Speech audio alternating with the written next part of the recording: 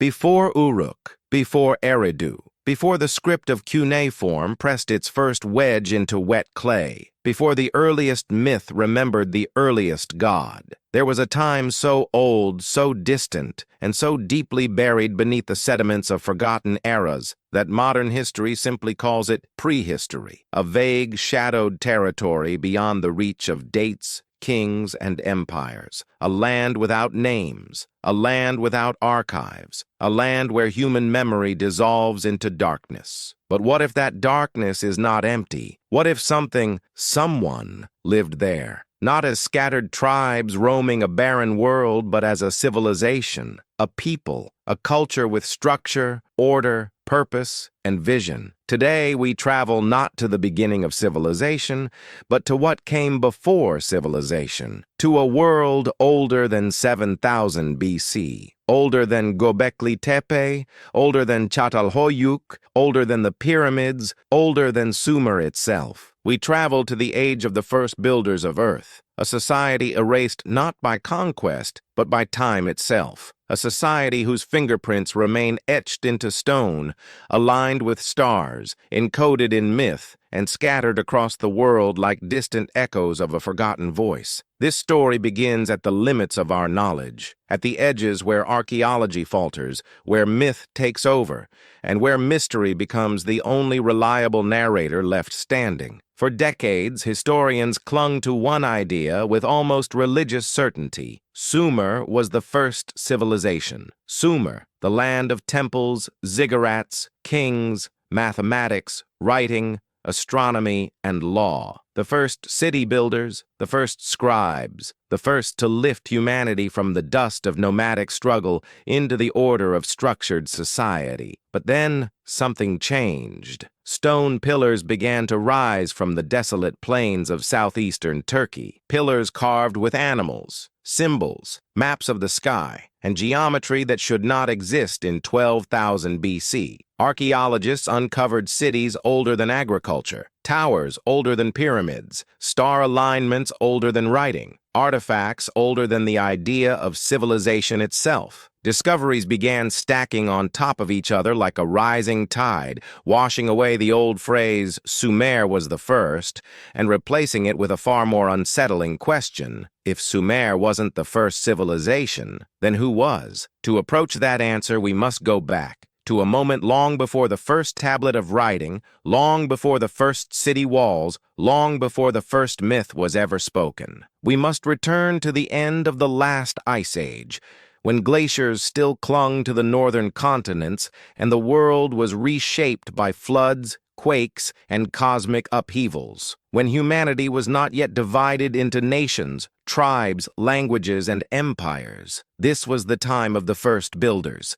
They left no kings, no chronicles, no inscriptions, yet they left something far more enduring. Architecture, megaliths carved with impossible precision, circles of stone aligned with the solstices and equinoxes, underground structures dug into the earth with engineering that appears millennia ahead of its time, vast settlements arranged with planning that modern towns still struggle to replicate. Göbekli Tepe, 12,000 BC. Karahan Tepe, perhaps even older. Çatalhöyük, 9,000 BC. Tel Caramel, 10,000 BC, sunken settlements beneath the Persian Gulf, 8,000 BC, and many others still resting under layers of soil, waiting for their moment to rise again. These sites whisper a truth that challenges everything we thought we knew. Human civilization did not begin suddenly in Sumer. It evolved from something older, a seed planted by hands lost to deep time. Who were those hands? What knowledge did they possess? How did they carve stone with such elegance long before metallurgy existed? How did they map stars long before the invention of writing? And why did their memory vanish so completely? Their structures suggest advanced understanding of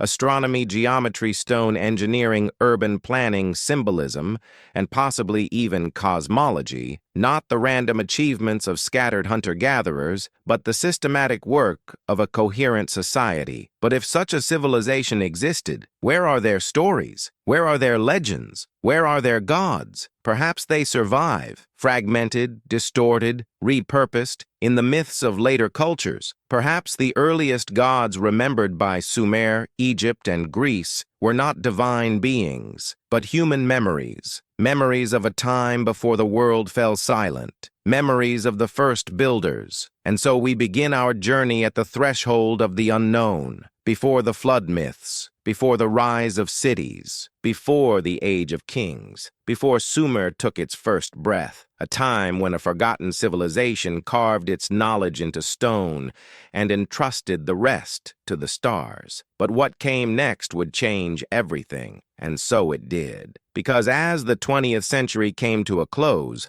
archaeology, once confident, once assured, once convinced it had mapped the origins of civilization, found itself facing a growing storm of evidence that refused to fit the old model. For nearly 100 years, textbooks repeated a single, unwavering mantra. Civilization began in Sumer. It was a neat idea, a clean timeline, a comforting narrative that made sense. First agriculture, then villages, then cities, then writing, then culture. A logical evolution, linear, predictable, human. But the earth had a different truth to tell, and it would tell it through stone. The first fracture in the old model came from a barren hill in southeastern Turkey, a place archaeologists had once ignored, dismissing it as nothing more than a simple mound of dirt. But as they dug deeper, the world changed. Göbekli Tepe, 12,000 years old, an age older than imagination, older than Sumer by at least 7,000 years, older even than the idea of farming itself. And what stood there was not the work of wandering tribes, not the accidental arrangement of nomads, but a monumental sanctuary built with a sophistication that defied logic. Circular enclosures, T-shaped pillars weighing tons, bas-reliefs of animals and symbols, geometric precision, astronomical alignment. The builders of Göbekli Tepe defied every assumption about primitive humanity. They carved stone with an artistry that seemed to appear out of nowhere, perfect, immediate, without any visible evolutionary steps. And perhaps the strangest detail, they buried it intentionally, as if preserving a memory for a future humanity that would one day need it. Göbekli Tepe was only the beginning. As teams expanded their excavations across the region known today as the Taş Tepeler, the Stone Hills, they uncovered site after site, each older and more complex than the last. Karahan Tepe, a site many experts now argue may surpass Göbekli Tepe in age and sophistication, stunned researchers with its carved chambers, stone pillars, and a mysterious arrangement of anthropomorphic statues, observing a chamber that feels ritualistic, mathematical, astronomical, or something else entirely. If Göbekli Tepe rewrote the beginning of civilization, Karahan Tepe burned the old script entirely. Farther west, archaeologists at Çatalhöyük uncovered a city from 9000 BC, millennia before Sumer, filled with clustered homes, painted murals, symbolic shrines, and an urban layout that hinted at social coordination far more advanced than expected. This was not a village. This was a planned settlement. No streets, no central temple, homes built wall to wall, accessed through the roof like a honeycomb of interconnected lives. At a time when humanity was supposed to be primitive, these were people crafting communal architecture, ritual spaces, shared narratives, and perhaps even social hierarchies. Meanwhile, in Tel Caramel, another ancient anomaly, tower structures dating back to 10,000 BC emerged from the earth, predating the pyramids by 7,000 years. Massive circular towers, built before pottery, before metallurgy, before the wheel, yet displaying engineering that seemed incompatible with their era. And beneath the waters of the Persian Gulf, sonar scans and underwater archaeology revealed the faint outlines of settlements drowned at the end of the last ice age. Towns and structures that may have flourished around 8000 BC when the Gulf was still a river valley, fertile and populated. Each discovery pushed the timeline further back. Each excavation erased another assumption. Each stone whispered the same impossible truth. Someone was building long before we thought humans could build. The archaeological world resisted at first. Old paradigms do not die easily, but the evidence grew louder. Göbekli Tepe's pillars showed knowledge of animals, cycles, and perhaps even the heavens. Karahan Tepe's chambers hinted at ceremonial sophistication. Çatalhöyük's murals suggested myths, symbols, and rituals, not of hunter-gatherers, but of a structured society. Tel Karamel's towers demonstrated monumental architecture with no precedent. The drowned cities of the Gulf hinted at organized settlements erased by rising seas. It became impossible to cling to the old narrative. The evidence refused to stay buried. So archaeologists began to ask the questions that had long been avoided. Who built these structures? Where did they learn this knowledge? Why did they build with such precision? And why did this early civilization disappear without leaving written records? But the most important question of all was the one scholars whispered with discomfort. If Sumer wasn't the first civilization, then what came before it? Because Sumer, magnificent, complex, brilliant Sumer, did not appear slowly. It appeared abruptly. Cities rose almost overnight. Agriculture became organized. Writing emerged with sudden structure. Astronomy became a science. Religion became systematized. It was as if a lost blueprint had been rediscovered, as if an ancient memory had resurfaced, as if Sumer was not the first civilization, but the inheritor of one. Slowly, the narrative began to shift. Not fully, not officially, but inevitably. History's foundation was cracking, and through those cracks, a light was shining, revealing a world older, richer,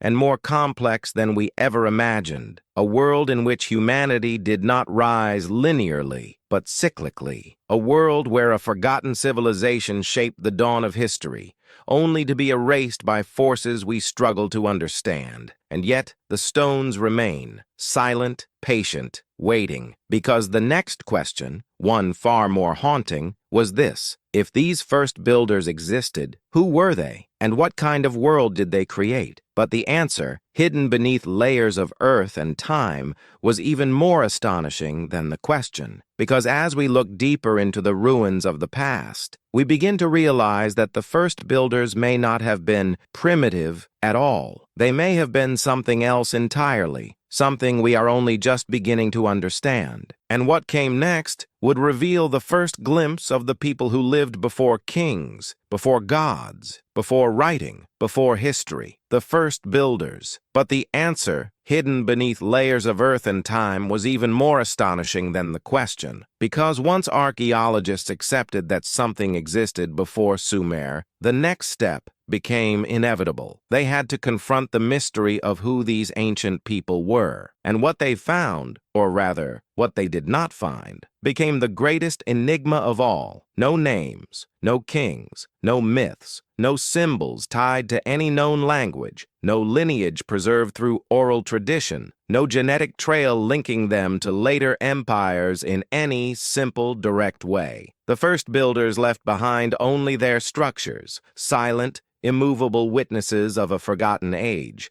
But if their voices are lost, their architecture still speaks, and it speaks loudly. Because the works attributed to these ancient people do not resemble the slow, hesitant steps of early humanity. They resemble the output of a culture already comfortable with knowledge, a culture already rooted in tradition, a culture already mastering the world around it. So who were they? To understand this civilization, we must look at what they built and what their buildings reveal. Let us begin where their story becomes impossible to ignore. Göbekli Tepe, the crown jewel of the ancient world. Its T-shaped pillars were not random. They represent stylized human figures, broad shoulders, arms carved along their sides, hands folded in front, belts, loincloths, necklaces, and sometimes mysterious symbols. These are not depictions of gods or animals. They are depictions of people, not ordinary people. People who were honored, revered, remembered.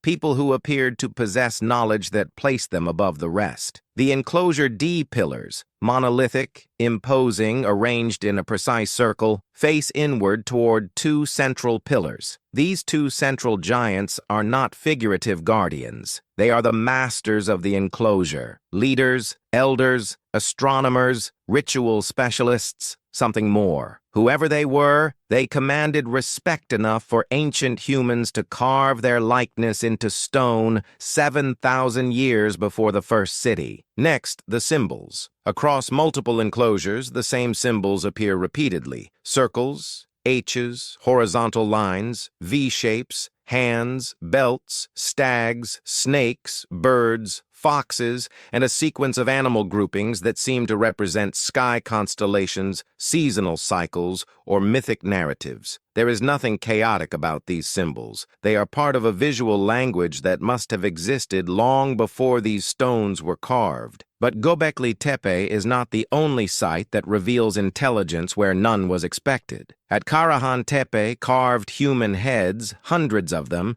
stare down from stone walls. Their eyes are hollow, deliberate, watchful. A large chamber houses a tall central figure, almost as if the structure was designed to create awe, fear, or reverence. It is ceremonial architecture. It is symbolic architecture. It is purposeful architecture, and it predates metal tools by thousands of years. Who teaches a primitive world how to sculpt chambers underground with such precision? Who teaches them to carve human anatomy into stone with such confidence? Who teaches them to align structures to the rising sun, to map solstices and equinoxes, to calculate angles that modern engineers still study? These are not accidental achievements. These are the fingerprints of a society that observed the sky, mapped seasonal cycles, tracked animal migrations, understood geometry, planned large-scale projects, organized labor forces, and built complex ritual landscapes. This is not proto-civilization. This is civilization, long before civilization was supposed to exist. And yet we know almost nothing about these people. No written language survives. No central city has been found. No royal tomb. No definitive settlement that explains their scale. But perhaps their legacy lies not in cities, but in knowledge, because the first builders mastered concepts that would later reappear in Sumer, Egypt, the Indus Valley, pre-dynastic North Africa, and even the Andes. Let us examine these abilities. Astronomy. At Göbekli Tepe, the vulture stone, enclosure D, pillar 43, is often interpreted as an astronomical chart. It depicts constellations associated with the sky of around 10,150 BC, the approximate date of the Younger Dryas impact event. Whether symbolic or literal, it demonstrates celestial awareness, not random art. Geometry: circular structures with perfect diameters, rectangular rooms with right angles, symmetrical pillar placement, repeating ratios that later appear in Sumerian and Egyptian architecture. This is not trial and error building.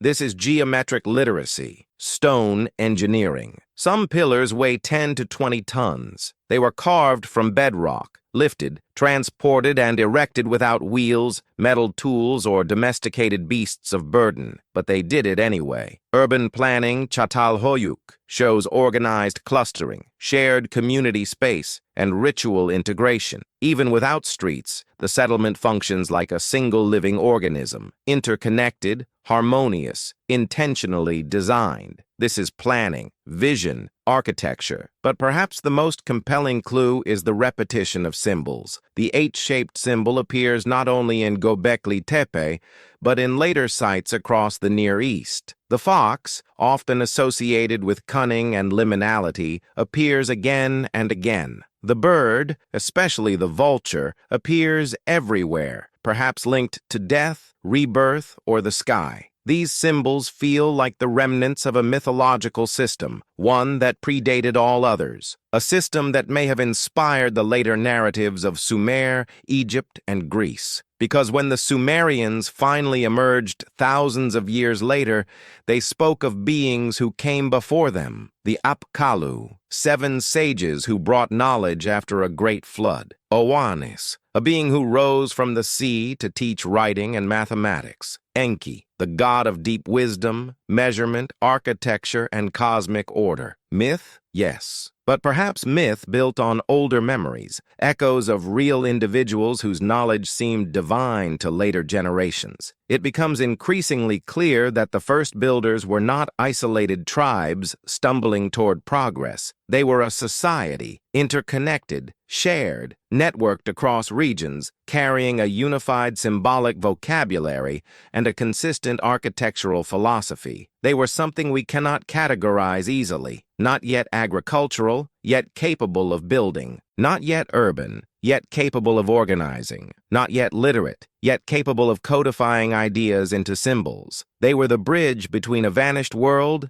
and the rise of civilization. They were the teachers whose names we do not know, the architects whose plans we cannot fully decipher, the ancestors of ideas, not empires. And soon, the question would no longer be who they were. It would become something far more unsettling. What happened to them? Because a civilization so sophisticated does not disappear without a reason. And the answer to that mystery lies buried in the centuries of darkness that followed. Buried in climate change, buried in cataclysm, buried in myth. But what came next would change everything. Because after revealing the brilliance of the first builders, the earth delivered a revelation even more devastating. They disappeared, not slowly, not gradually, but suddenly, so abruptly that their memory did not even survive as legend. No epic poem, no ancestral chant, no preserved myth carrying their names across millennia. Just silence. For a civilization that shaped stones with precision, mapped the heavens, organized rituals, and built megalithic sanctuaries, the silence surrounding their disappearance is more than strange. It is unnatural. A people this advanced do not simply fade away. Something must have happened. Something powerful enough to erase not only lives, but memory itself. So archaeologists and theorists turn to the earth, to ice cores and sediment layers, to ancient lake beds and fossilized pollen, to the geology of a world transitioning out of the last ice age. There, the first clues appeared. First, the end of the African humid period, a time when the Sahara was green, filled with rivers, lakes, and grasslands, a fertile world supporting animals, humans, and early settlements. Around 6000 BC, the rains stopped. The desert returned. Entire ecosystems collapsed. But this was too late to explain the disappearance of the first builders. Their decline began far earlier. Then came the great climatic shift around 8200 BC, a sudden cooling event that lasted several centuries. Glaciers surged, weather patterns changed. Plants and animals disappeared from regions that once supported life. Humans migrated, scattered, reorganized. But again, this was only part of the story, because the true breaking point came much earlier, around 10,800 BC, during the event now known as the Younger Dryas, a cataclysm, a global reset, an abrupt, violent cooling that plunged the Earth back into near-glacial conditions in a matter of months. Some theories propose comet fragments striking North America. Others speak of volcanic eruptions or meltwater pulses disrupting ocean currents. Whatever caused it, the effect was catastrophic. Mass extinctions, atmospheric chaos, firestorms, floods, megafauna collapse, human populations reduced drastically, ancient habitats destroyed, and yet something even stranger happened. After the Younger Dryas, humanity advanced, not slowly, not cautiously, but explosively, as if survivors emerged from the chaos carrying knowledge no one expected early humans to possess, as if someone, or something, preserved that knowledge through the catastrophe and reintroduced it afterward. At Göbekli Tepe, for example, construction began right after the Younger Dryas ended, almost as if the site was a deliberate response, a memorial, a reconstruction, a preservation effort carried out by people who remembered what had been lost. In other words, the first builders did not emerge out of nowhere. They emerged out of survival. They were the inheritors of a world shattered by cataclysm. They were the remnants of a pre-cataclysmic society trying to rebuild what had been destroyed. For thousands of years, they carried fragments of knowledge, astronomy, stonecraft, ritual, through a world trying to stabilize again. Their structures were not beginnings, but reconstructions. And then, as the world warmed again, something changed. Between 8500 and 7000 BC, construction at the Tepe sites slows. By 7000 BC, it stops entirely. Göbekli Tepe is deliberately buried. Karahan Tepe is abandoned. The symbolic systems fade. The architectural signatures vanish. It is as if the first builders performed one last ritual, one final act, and then walked away from the temples their ancestors, or perhaps they themselves, erected as markers of survival. But why? Why bury a sacred site?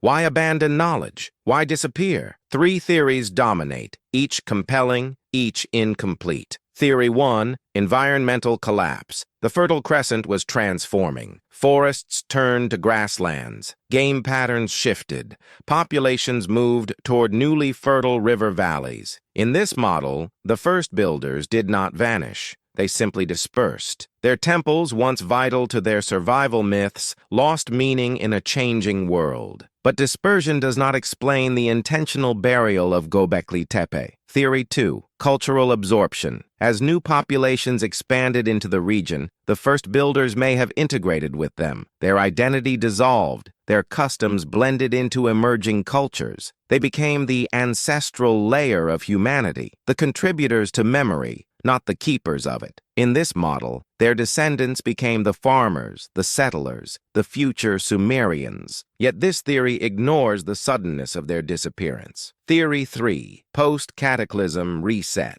This is the most unsettling theory, and the one whispered across archaeology, mythology, and oral tradition alike. It says the first builders were survivors of an older world, one destroyed by a cataclysm so traumatic that its memory survived only in myth, a world where knowledge was preserved by a select few and later reintroduced to humanity. But the survivors were not many, and over time their lineage disappeared not through violence, but through dilution. Generations passed, memories faded, the traditions weakened, and the last custodians of the old world were absorbed into the rising tide of early Neolithic humanity. This is the theory reflected in ancient mythology, stories telling of semi-divine teachers who appeared after the Great Flood, stories of beings who brought agriculture, mathematics, astronomy, and law to the early world. The Sumerians called them the Apkallu. The Egyptians spoke of the followers of Horus. Greek myth remembers the Titans and Pelasgians. In the Andes, they are the Viracochas. In North America, the Ant People. In Polynesia, the Long Ears. In India, the Seven Rishis, connected to the stars. Different names, different cultures, same pattern.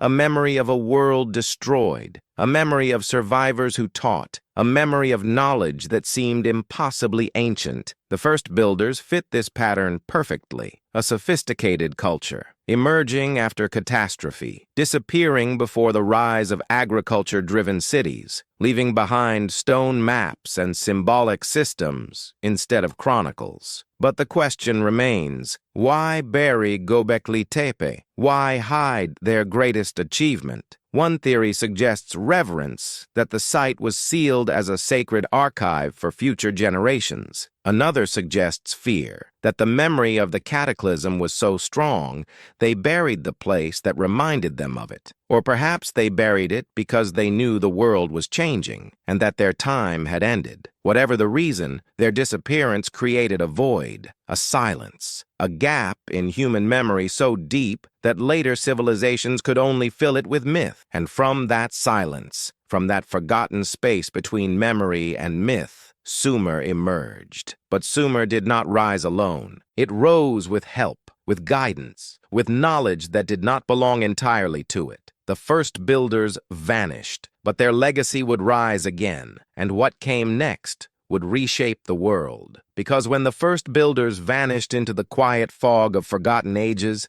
humanity did not collapse. It wandered, it migrated, it adapted, it waited. For thousands of years, scattered groups lived in the shadows of their monumental legacy. Hunters roamed new plains. Early farmers experimented with wild grains. Small communities formed around springs and riverbanks. But no cities rose, no temples appeared, no writing emerged. It was as if humanity had stepped back into a long sleep, recovering, healing, relearning how to live in a world rebuilt after cataclysm. And then, suddenly, thousands of years after Göbekli Tepe had been buried, thousands of years after the last of the first builders had faded into memory, something extraordinary happened. Around 5500 BC, civilization ignited, not slowly, not step by step, but explosively, like the lighting of a torch that had long been waiting for a spark. Agriculture intensified, villages expanded, settlements became organized, rituals became codified, trade networks blossomed, social hierarchies formed, mathematics appeared,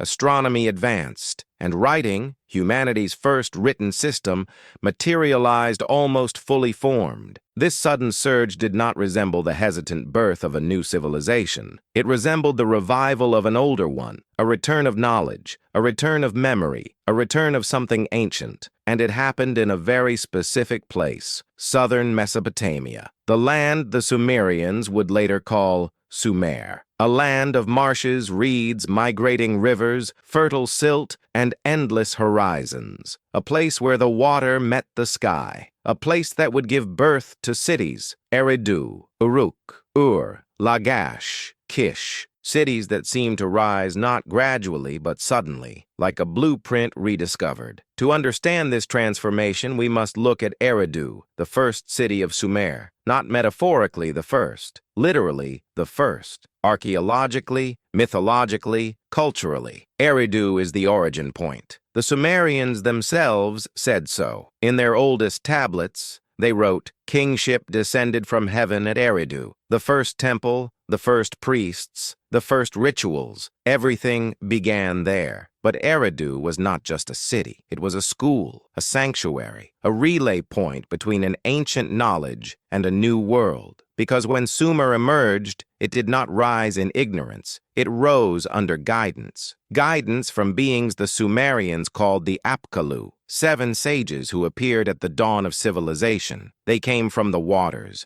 They brought writing, mathematics, agriculture, architecture, medicine, astronomy, ethics, and the foundations of kingship. They came not as conquerors, but as teachers. The Apkallu were described as half human, half fish, half divine, immortal bearers of knowledge from a time before the flood. They were not gods, but they were not ordinary humans either. They were the custodians of memory, survivors or descendants of a world before the flood, the inheritors of the first builder's last tradition. Each Apkallu served a king, guiding him, teaching him, building with him. They constructed the first temples. They designed the first cities. They mapped the sky. They established laws. They shaped the structure of Sumerian culture. And their leader was Oannes, the sage who emerged from the sea at dawn and spent his days teaching humanity. To modern scholars, these are myths, stories, symbolic tales, but something deeper is hiding beneath the symbolism. Because the Apkallu do not resemble gods created out of nothing. They resemble memory echoes, distorted recollections of the last remnants of the first builder's tradition. Men, or perhaps groups, who carried knowledge so advanced for the time that later generations depicted them as semi-divine. And these Apkallu appear exactly when Sumer's transformation begins. What does this mean? It means Sumer was not the first civilization. It was the first civilization that remembered. It inherited, revived, reconstructed, translated an older knowledge into a new world. This knowledge did not arise from nothing. It was delivered carefully, deliberately, by those who remembered, or those who had been taught, by those who remembered. But Sumer's connection to the ancient world becomes even clearer when we examine their myths of the flood, the Atrahasis, the Eridu Genesis, and the later epic of Gilgamesh. In every version, the story is the same: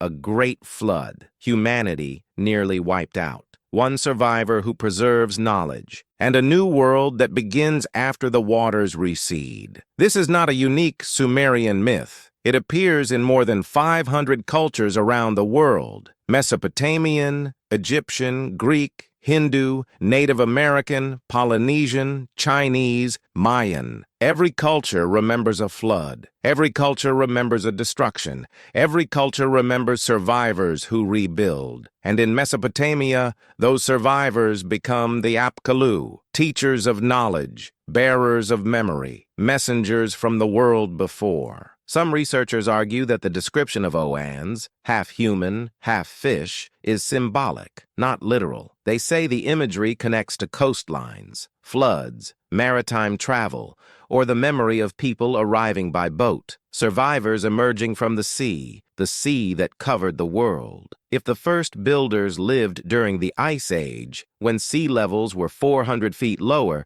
their settlements would now lie beneath the Persian Gulf, the Mediterranean, the Red Sea, and the Black Sea. When the glaciers melted, those coastal settlements disappeared forever. To a later generation, anyone emerging from the rising seas would seem like a being from the water. This interpretation ties everything together: the first builders, the Younger Dryas catastrophe, survivors of the flood-lost coastal settlements, the rise of Sumer, the Apkallu, the sudden explosion of knowledge. It creates a bridge from the forgotten world to the one that followed it. And that bridge is Sumer, because around 5500 BC, something undeniable happened. Knowledge returned, order returned, structure returned, civilization returned, not as an invention, as a revival. And the first builders, gone for thousands of years, returned in spirit through the wisdom they had preserved. Their symbols reappeared in Sumerian seals. Their cosmology reappeared in Sumerian temples. Their measurements reappeared in Sumerian math. Their sky alignments reappeared in Sumerian astronomy. Sumer was not the first. Sumer was the echo. But this leads to a more difficult question. If the first builders preserved their knowledge, shaped Sumer, and sparked the rebirth of civilization, why didn't they reveal themselves fully? Why did they remain hidden? Why did their identity dissolve into myth? Why did they become symbols instead of people? The answer lies in the next stage of the story, the stage where the world transforms again, knowledge takes shape, and the legacy of the first builders becomes the foundation of empires, religions, sciences, and mythologies. Because once the first builders disappeared and Sumer emerged, the ancient world entered a new era, one that would define the course of humanity. But the imprint of that forgotten civilization remained, in stone, in stories, in symbols, in stars. And what came next would reveal the most mysterious and unsettling aspect of their legacy: the impossible technologies attributed to humanity before Sumer. Because once Sumer began to rise,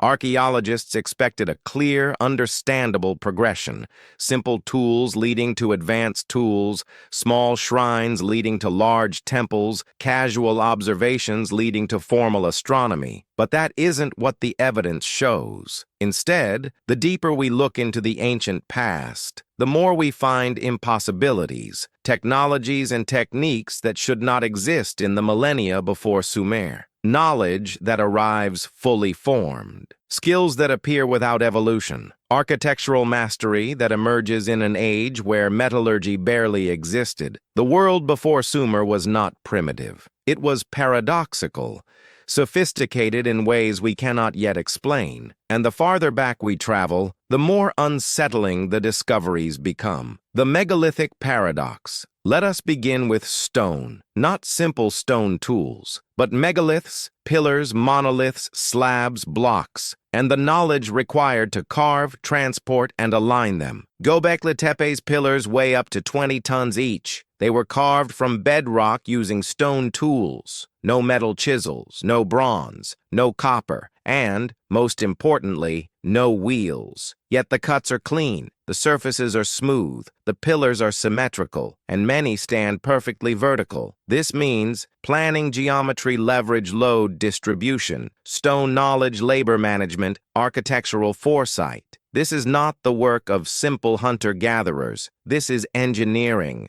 But Göbekli Tepe is only the beginning of the mystery. At Karahan Tepe, the carving becomes even more impressive. Underground chambers with smooth walls, circular openings, precision-cut columns, and anthropomorphic statues with faces so refined that they rival early dynastic sculpture. How does a society with no cities carve underground temples with architectural intention? How do they shape stone with such confidence that thousands of years later, the walls still feel deliberate, smooth, meaningful? This question becomes larger when we examine another site, Navali Chori, which predates metallurgy yet contains rectangular rooms with orthostats, T-shaped pillars, and artwork that feels unexpectedly modern. These sites all share the same architectural language: T-pillars, aligned enclosures, buried sanctuaries, repeated symbols, complex layout planning. This is a culture with a unified vision, not isolated tribes, a shared tradition, a coherent worldview, a civilization. The astronomical paradox. The first builders understood the sky, not casually, not in the way nomads track seasons or predict migrations. They understood it systematically. Göbekli Tepe contains alignments to the rising of the star Deneb, the motion of Cygnus,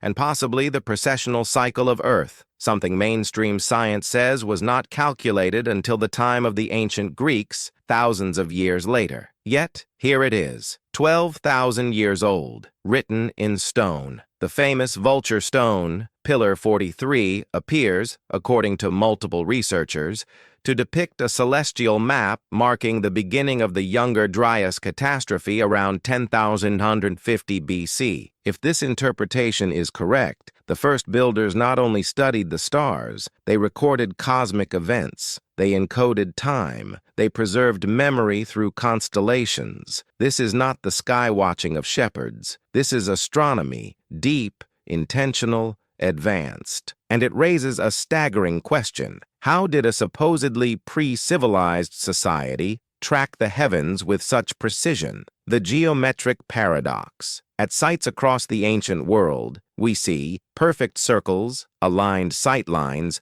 golden ratio proportions, repeated angles, symmetrical construction. And this geometry is not random. It is ritual geometry, sacred geometry, symbolic geometry. In Göbekli Tepe, the stone circles follow consistent ratios. In Karahan Tepe, underground chambers were carved with symmetrical precision. In Çatalhöyük, houses were constructed with standardized proportions, forming a honeycomb-like pattern identical across centuries. Geometry requires measurement, memory, planning, mathematical understanding. Yet these societies had no writing. So where did the mathematics come from? Who taught them? How did they store numerical knowledge? Why do their ratios match those used in later cultures? This continuity hints at something profound, a mathematical tradition passed down for thousands of years, a thread connecting the first builders to Sumer, to Egypt, to Babylon, to Greece, a tradition the world forgot but never fully lost. The urban paradox Çatalhöyük,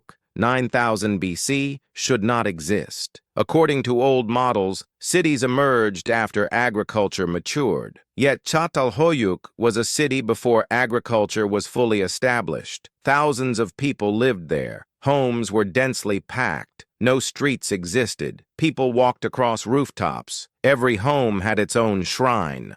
Ritual and daily life were inseparable. Art filled the walls. Burials occurred beneath floors. This is not survival. This is culture. This is not a village. This is intentional design. Even more puzzling, there is no central temple, no palace, no hierarchy. It is a city without kings, built long before the world believed cities were possible. Where did the idea come from? How did they organize? Why did they build in such a unified manner? Urbanism seems to appear suddenly, as if remembered rather than invented. The global symbol paradox. Across ancient sites, Turkey, Mesopotamia, Egypt, the Indus Valley, and even the Andes, we find the same animals, the same abstract shapes, the same sacred geometry, the same focus on the sky, the same obsession with serpents, birds, and feline forms. This does not imply one global empire, but it does imply a shared inheritance, a memory older than Sumer, a cultural DNA passed down through generations. Perhaps the first builders were not a single civilization, but a constellation of interconnected groups, sharing ideas, symbols, and techniques across a wide landscape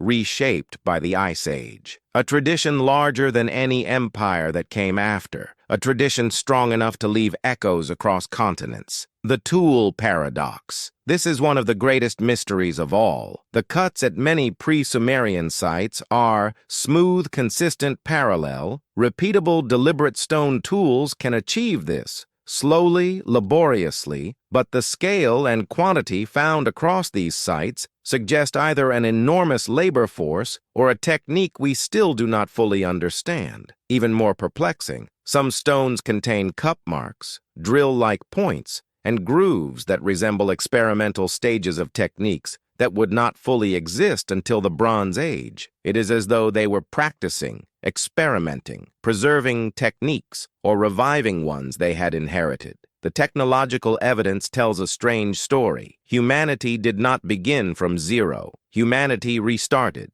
Knowledge was lost, then remembered, then lost again. The first builders lived in these cycles, at the end of one age, at the threshold of another. The paradox at the heart of civilization. Why does everything about the pre-Sumer world feel out of place? Why does knowledge appear suddenly, perfectly formed? Why does architecture emerge before agriculture? Why do symbols predate writing? Why do astronomical alignments appear in an age with no cities?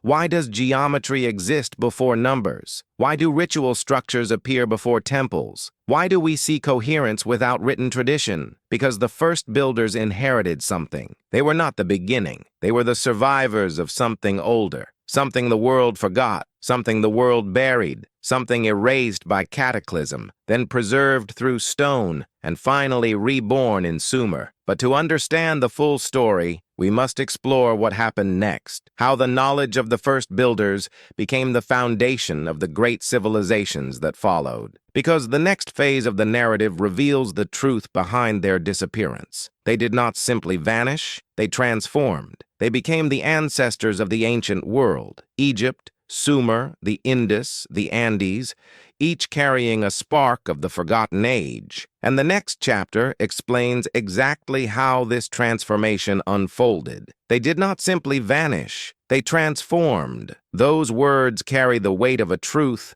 that rewrites the origins of civilization. Because once we accept that the first builders possessed knowledge far beyond what their era should have allowed, we must confront the next revelation. Their disappearance was not an end. It was a transition, a long, slow, subtle diffusion of knowledge that reshaped the civilizations we can name: Sumer, Egypt, the Indus Valley, Elam, the Levant, the Aegean, and even realms far beyond. Like echoes carried through mountains and deserts, the legacy of the first builders traveled with migrating people, filtered through oral traditions, embedded itself in symbols, repeated itself in rituals, and resurfaced thousands of years later in forms recognizable yet transformed. The first builders are gone, but their fingerprints remain everywhere, and to see them, we must follow their trail, from the Tash Tepeler to the Fertile Crescent. As the Neolithic world stabilized after 9000 BC, groups associated with the traditions of Göbekli Tepe, Karahan Tepe, and related sites began to move. They drifted downward, south and east, toward the emerging wetlands of the upper and lower Mesopotamian plains. These lands were rich. Seasonal floods brought nutrients. Migrating animals offered abundant game. Wild grains grew freely. For survivors of an older world, this region must have felt like the rebirth of Eden itself. Archaeological evidence shows that between 9000 BC and 6000 BC, communities near the Euphrates and Tigris developed. Early irrigation, early canals, long-distance trade networks, symbolic architecture, communal shrines, the first multi-room houses. Do these innovations appear suddenly? Yes. Do they resemble the traditions of the Tash Tepeler? Yes. We begin to see aligned structures, subterranean chambers, carved symbols, bird figures, snake motifs, repetitive geometries,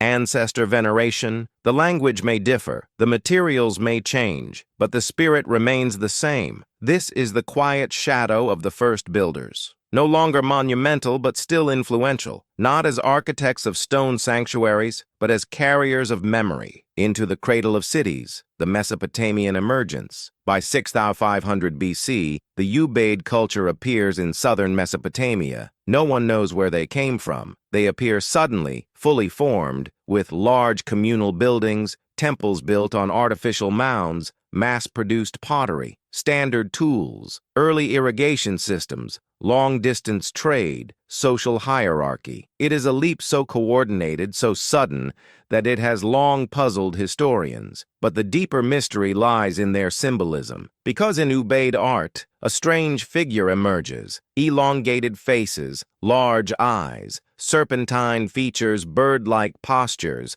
hybrid human-animal forms. These images echo the symbolic traditions of the first builders: foxes, snakes, vultures, hybrid guardians, ritual beings that bridge the human and the otherworldly. These are not Sumerian gods. They are older. Their temples resemble the earliest sacred spaces: raised platforms, central chambers, symmetrical layouts, scaled-down descendants of the stone circles of southeastern Turkey. It is here, in the Ubaid period, that we see the last quiet pulse of the first builders before they disappear completely into the cultural bloodstream of Mesopotamia. From the Ubaid to Eridu, the spark of civilization. Then comes the moment that changes everything. Around 5500 BC, a settlement forms at the edge of marsh and desert, a place the Sumerians would later call Eridu, the first city, the place where kingship descended from heaven, the birthplace of civilization. Here the first temple rises, small at first, made of mud brick, but its design, its orientation, its structure, its symbolism reflects a memory not native to this land. Step platforms, a central holy chamber, a focus on ritual purity, sky-oriented alignments, foundations built in successive layers, like a sacred hill growing upward. This is not just a shrine. It is a deliberate reconstruction of an ancient pattern, a continuation of a world that ended thousands of years earlier. In Eridu, we witness the rebirth of a tradition older than Mesopotamia itself,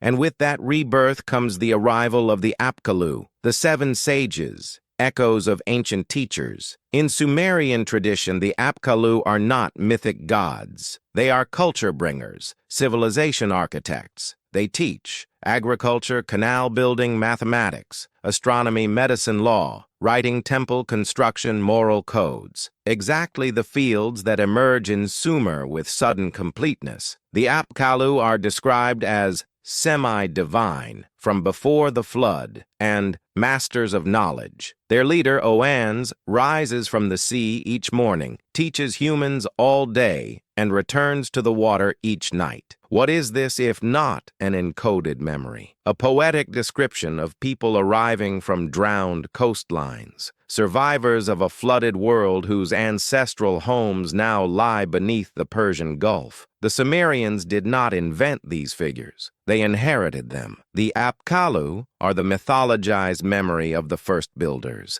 They are the symbolic retelling of a much older reality. That knowledge survived the cataclysm through a handful of individuals who preserved and passed it down. Oannes is not a fish man. He is a refugee of a vanished coastal civilization. The genetic clue, a people with no origin. Recent genetic studies, though not our focus here, reveal something peculiar. The earliest Sumerians appear as a mix of multiple older populations, including groups from northeastern Anatolia and the Zagros Mountains. Where did those northern influences come from? The Tepe region, the homeland of the first builders. It is here that DNA, mythology, and archaeology begin to converge. Not perfectly, not conclusively, but undeniably. There is a lineage, a connection, a transfer of people and ideas, a bridge, the Egyptian parallel, a different expression of the same legacy. While Sumer rose in Mesopotamia,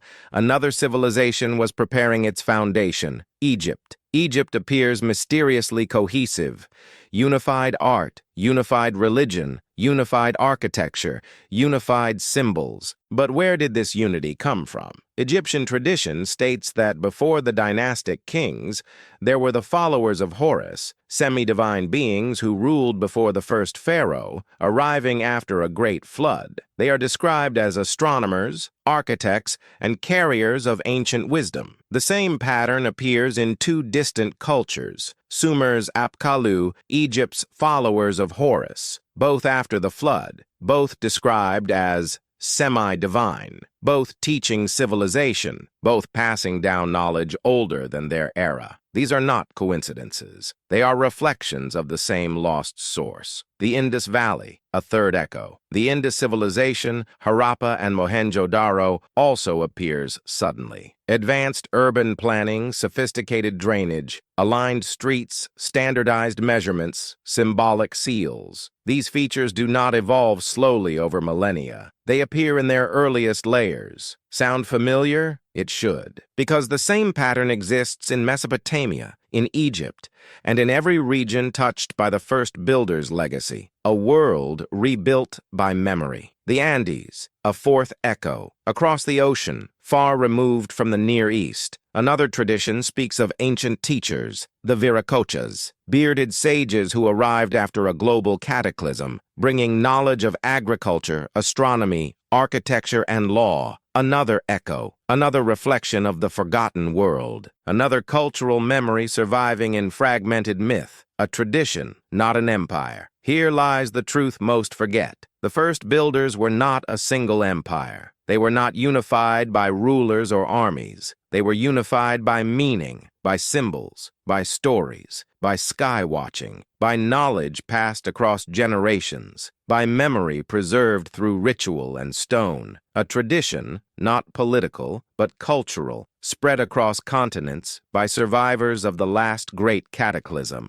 Over thousands of years it diluted, it transformed, it merged with local customs, but its signature remained. We see it in the symbols, the architecture, the alignments, the myths, the measurements, the stories of ancient teachers, the sudden emergence of cities, the impossible technologies, the flood memories that every culture possesses. The first builders never truly vanished. They became the foundation upon which the ancient world rose. And now we reach the next turning point. If their legacy survived in fragments, then what exactly did they leave behind? The answer lies in their greatest gift, the invisible force that shaped every ancient civilization, a world view, a map of reality, so old that its origins lie beyond recorded history. Because if the first builders shaped Sumer, Egypt, the Indus, the Andes, the Levant, and beyond, not through empires but through inheritance, then the question becomes, what exactly did they pass down? Not their names, not their languages, not their cities, not even their stories in complete form. What survived was far more ancient and far more powerful, a cosmology, a way of seeing reality, a map of the universe that later civilizations would reinterpret, reframe, and rebuild in their own image. This is the invisible thread connecting the oldest stone sanctuaries to the earliest temples, the first myths to the first sciences, the worldview of the first builders, a worldview that did not begin with gods, but with the sky as memory. To the first builders, The sky was not merely a dome above the earth. It was a living archive, a library of cycles, a record of seasons, a clock of cosmic rhythms, a teacher of time. Every star, every movement, every rising and setting, every equinox and solstice. These were not decorations of the night. They were messages, and the first builders understood these messages. They carved them into pillars. They arranged them into circles. They aligned temples to them. They encoded celestial events into symbols. They preserved catastrophic memories, comet strikes, climatic shifts, floods, through constellations. This was not superstition. It was data, a way of remembering long before writing existed. When the world was destroyed at the end of the Ice Age, the sky became the only constant, the only place where memory could survive. To encode knowledge in stone is difficult. To encode it in stars is eternal. And so the first builders used the heavens as their canvas, the axis of the world, the cosmic pillar. One of the oldest symbols found in Tash Tepe is the T-shaped pillar. What does this represent? The body? The human? The ancestor? Yes, but also more.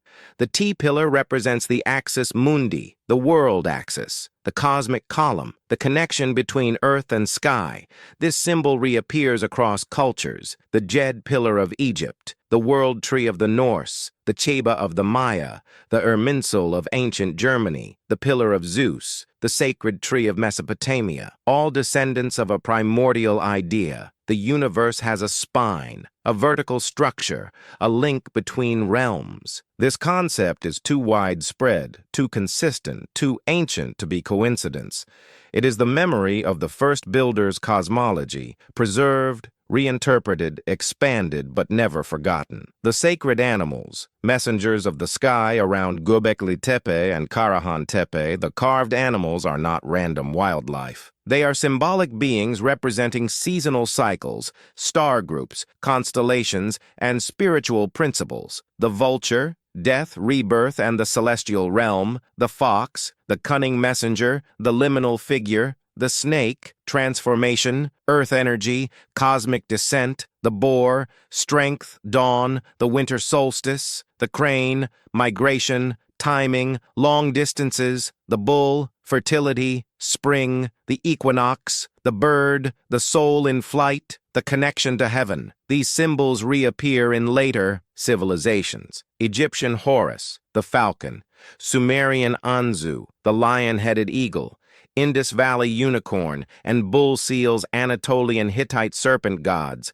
Greek constellations connected to mythic creatures, Andean condor and serpent motifs. Different names, different stories, same symbolic structure. They are fragments of a forgotten language, an ancient symbolic vocabulary inherited by the ancient world, a language older than writing, a language carved into stone. The three realms, heaven, earth, and the underworld. Long before Egypt's Duat, before Sumer's Kur, before Greece's Hades, before the Christian heaven and hell, the first builders saw the world divided into three realms. 1. The upper realm, the sky, the stars, the divine order. 2. The middle realm, the earthly world of humans and animals. 3. The lower realm, the mysterious world beneath, of ancestors and spirits. How do we know? Because the architecture of Tash Tepe mirrors it. Stone enclosures open to the sky. The upper realm, central pillars representing human figures. The middle realm,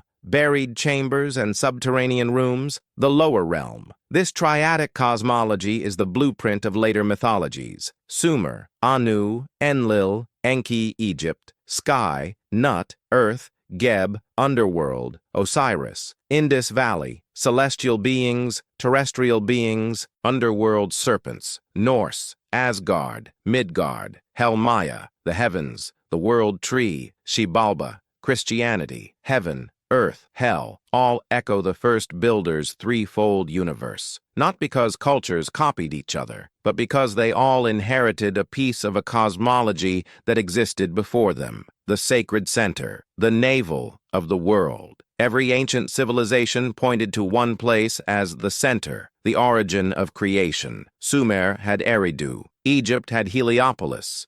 Greece had Delphi. India had Mount Meru, the Maya had the Ceiba, the Inca had Cusco, the navel. These centers existed not because of politics, but because of cosmology. They represented the point where the three realms met, and the earliest known expression of this idea is Göbekli Tepe. Its enclosures form microcosms, miniature universes, each one a cosmological map. The center pillar pair represents the dual forces of creation. The circle represents the world. The outer pillars represent the cosmic guardians. The carvings represent the beings, energies, and cycles of reality. Civilizations did not invent creation centers.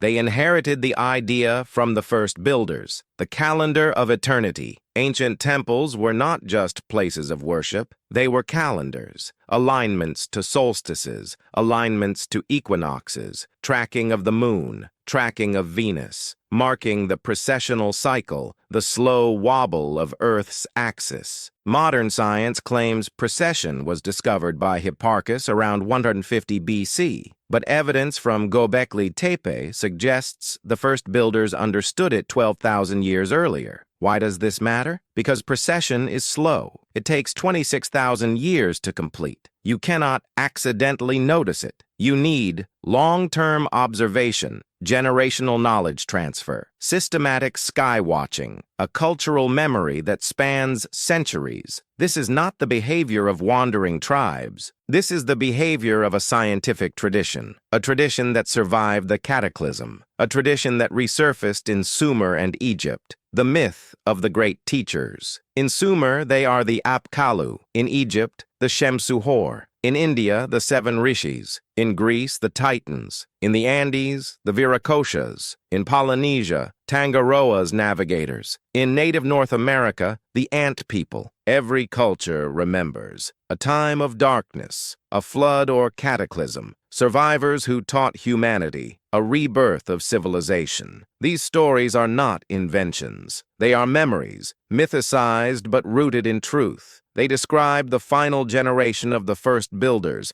passing down their worldview to the scattered peoples of a wounded earth, the legacy that survived. So what exactly did the first builders give to the ancient world? Not technology as we think of it, not machines or tools or weapons. They gave orientation, a way of locating humanity within the cosmos, a relationship between earth and sky, a system for tracking time, seasons, cycles, a symbolic language, a ritual blueprint, a template for temples, a sense of sacred geometry, a triadic universe model, a mythic understanding of catastrophe and rebirth. This is why later civilizations look so different, yet feel so familiar. They are speaking the same conceptual language, translated through different cultures. The cosmology of the first builders was their immortality. Their cities vanished, their names vanished, their stories fragmented, their people dissolved into the tapestry of humanity. But their worldview endured, preserved in stone,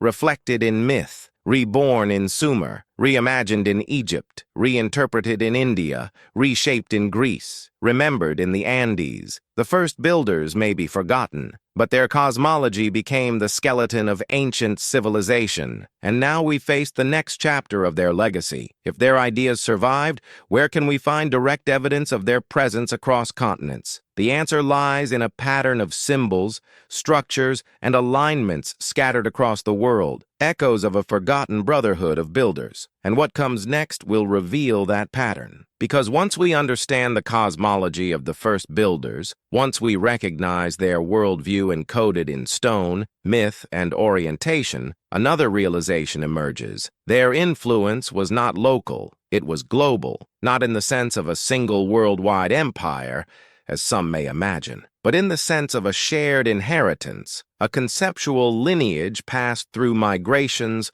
oral traditions, and the survivors of a forgotten age. A pattern that reappears in places separated by oceans, deserts, mountains, and millennia. A pattern too consistent to be coincidence, too ancient to be borrowed, too widespread to be the work of one culture alone. This is the fingerprint of the first builders, and once you see it, you cannot unsee it. The first clue, the universal megalithic code. Wherever we look around the world, the earliest monumental structures share the same core traits: massive stones, astronomical alignments, geometric patterns, symbolic carvings, circular or rectangular enclosures, ritual pathways, dual pillars or twin guardians. These elements appear in Göbekli Tepe, 12,000 BC, Karahan Tepe, pre-10,000 BC, Jericho's Tower, 9,600 BC, Çatalhöyük, 9,000 BC, Baalbek's base stones,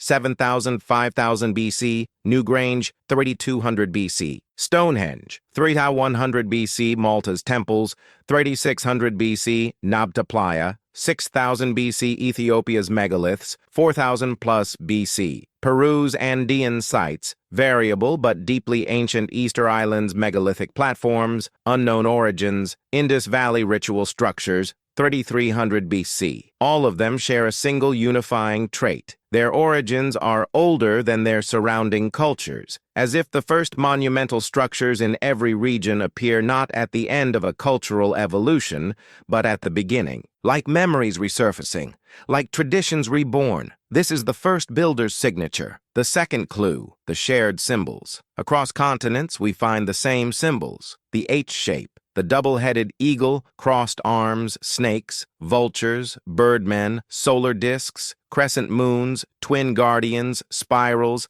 hands with 3 or 5 fingers. These symbols are carved into T-shaped pillars in Turkey, pillars in Peru, temples in Malta, stelae in Ethiopia, artifacts in the Indus Valley, petroglyphs in the American Southwest, cave walls in France and Spain, megalithic sites in the Caucasus, burial mounds in the British Isles. How do identical motifs appear in cultures that never met? Not through contact, not through trade, but through inheritance. A deeper inheritance than blood. A cultural and cosmological inheritance, one carried by the survivors of the last great cataclysm. These symbols are fragments of the first builder's visual language. The third clue, the serpent and the bird. The two most universal ancient symbols in the world are the serpent and the bird. From the oldest carvings at Göbekli Tepe, where snakes and birds dominate the pillars, to Sumer's Ningish Zida and Anzu, to Egypt's Uraeus and Horus, to Greece's Python and the eagle of Zeus, to India's Naga and Garuda, to the Maya's Kukulkan and the celestial bird Itsam Ye, to the Andean Amaru and the mighty condor, to Australia's rainbow serpent and the sky spirits, to the Hopi serpent and thunderbird traditions. Everywhere, two beings, two forces, two principles, opposing and complementary. Why this universal pairing? Because the first builders inherited a cosmology where the universe was structured by the force that dives, the serpent, the force that rises, the bird, the earth below, the sky above, the bridge between them. This duality reappears across the planet, not because cultures copied each other, but because they remembered a truth older than their languages. The fourth clue, the world mountain, another recurring symbol, a sacred mountain, a cosmic hill, a primordial mound rising from the waters of creation. It appears as the ziggurat in Mesopotamia, the Benben stone in Egypt, Mount Meru in India, Mount Zion in the Levant, the world tree in Norse myth, the world mountain in Mesoamerica, the sacred peak in Polynesia, the Axis mountain in China, the Andean Apu tradition, and at Göbekli Tepe, the enclosures are built on a man-made hill, each layer deliberately placed, forming a rising mound. The first builders created the first artificial world mountain, the cosmic center. Later civilizations built their own versions, trying to reconstruct something ancient, something remembered, something sacred. The fifth clue, the sun orientation. Every early monumental site aligns to a celestial event: solstice sunrise, solstice sunset, equinox, lunar standstill, precessional markers, stellar risings. This pattern appears in Stonehenge, Newgrange, Göbekli, Tepe Playa, Peru's Intihuatana stones, Egypt's Great Temple of Abu Simbel, China's ancient observatories, Indus Valley granaries, Chaco Canyon in North America. These alignments are consistent across continents because they are part of the first builders' cosmology. The sky was the first calendar, the first scripture, the first teacher. Later cultures inherited the idea that, where the heavens move, the earth must follow. The sixth clue, the twin guardians. This is one of the most astonishing global parallels. Every ancient civilization places a pair of guardians at the entrance of sacred space.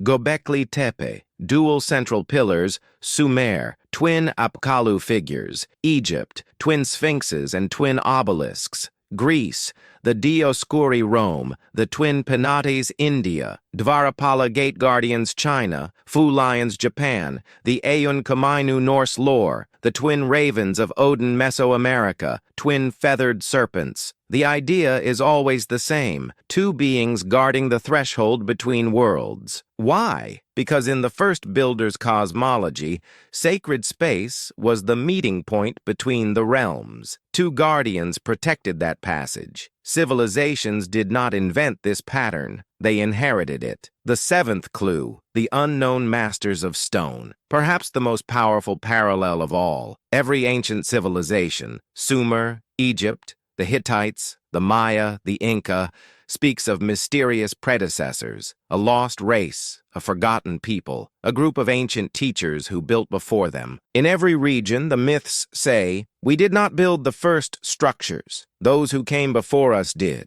Sumer, the Apkallu, Egypt, the followers of Horus, Greece, the Titans, India, the Devas and Rishis, China, the San Juan Andean cultures, the Viracochas, Polynesia, the Long Ears, Maya, the builders of the first Khatun cycles, North America, the Ant people. In every myth, the story is the same. A great catastrophe, the world destroyed, a few survivors who preserved knowledge, a new humanity taught by ancient masters. This is not cultural diffusion, it is cultural memory. The emerging conclusion. When we connect all these parallels, a picture begins to form. Human civilization is not a single linear story. It is a cycle, a rhythm, a rise, and a fall, and a rise again. The first builders were not the first humans. They were the first civilizers, the first to entrust knowledge to architecture, to ritual, to cosmology, to myth. When their world ended, their survivors scattered. Their knowledge became fragmented. Their symbols were preserved as sacred relics. Their worldview was absorbed into cultures that rose long after they vanished. The ancient world is a palimpsest, layers of erased memory, written and rewritten over time. And beneath those layers lies a forgotten civilization whose footprints circle the entire earth. But the greatest question still remains. What happened to them? What destroyed their world so completely that only echoes survived? And that answer will lead us deeper into the shadow of the last great cataclysm, the event that erased the first builders from history. Because if the first builders left echoes across the planet, if their cosmology shaped the ancient world, if their symbols reappeared in continents separated by oceans, then one truth becomes unavoidable. Something destroyed them. Something so vast, so violent, so world-shattering that it erased almost every trace of their existence. Not war,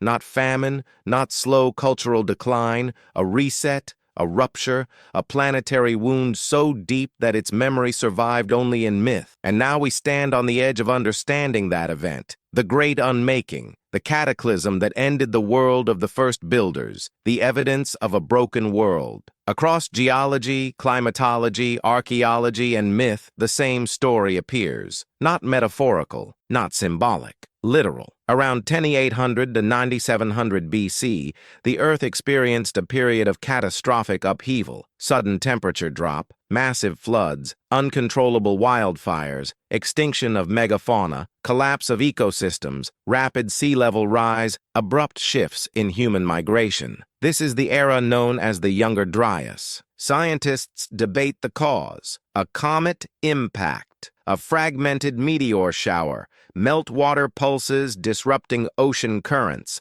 massive volcanic events, solar outbursts. But whatever the trigger was, the effects were apocalyptic. For humankind, it was nothing less than a global reset. And for the first builders, whose world flourished before agriculture, before writing, before cities, it was the beginning of the end. The sky remembers, and so did they consider Göbekli Tepe's vulture stone. Its arrangement of symbols, bird, scorpion, falling objects, appears to depict a celestial event, possibly the very catastrophe that triggered the Younger Dryas. If this interpretation is even partly true, then the first builders were not only witnesses to the cataclysm, they recorded it, not in words, not in stories, in stone. The sky was their archive, and the monuments their memory vaults. Why would a society carve such images? Because they understood the scale of what they survived. Because they knew the world could be destroyed again.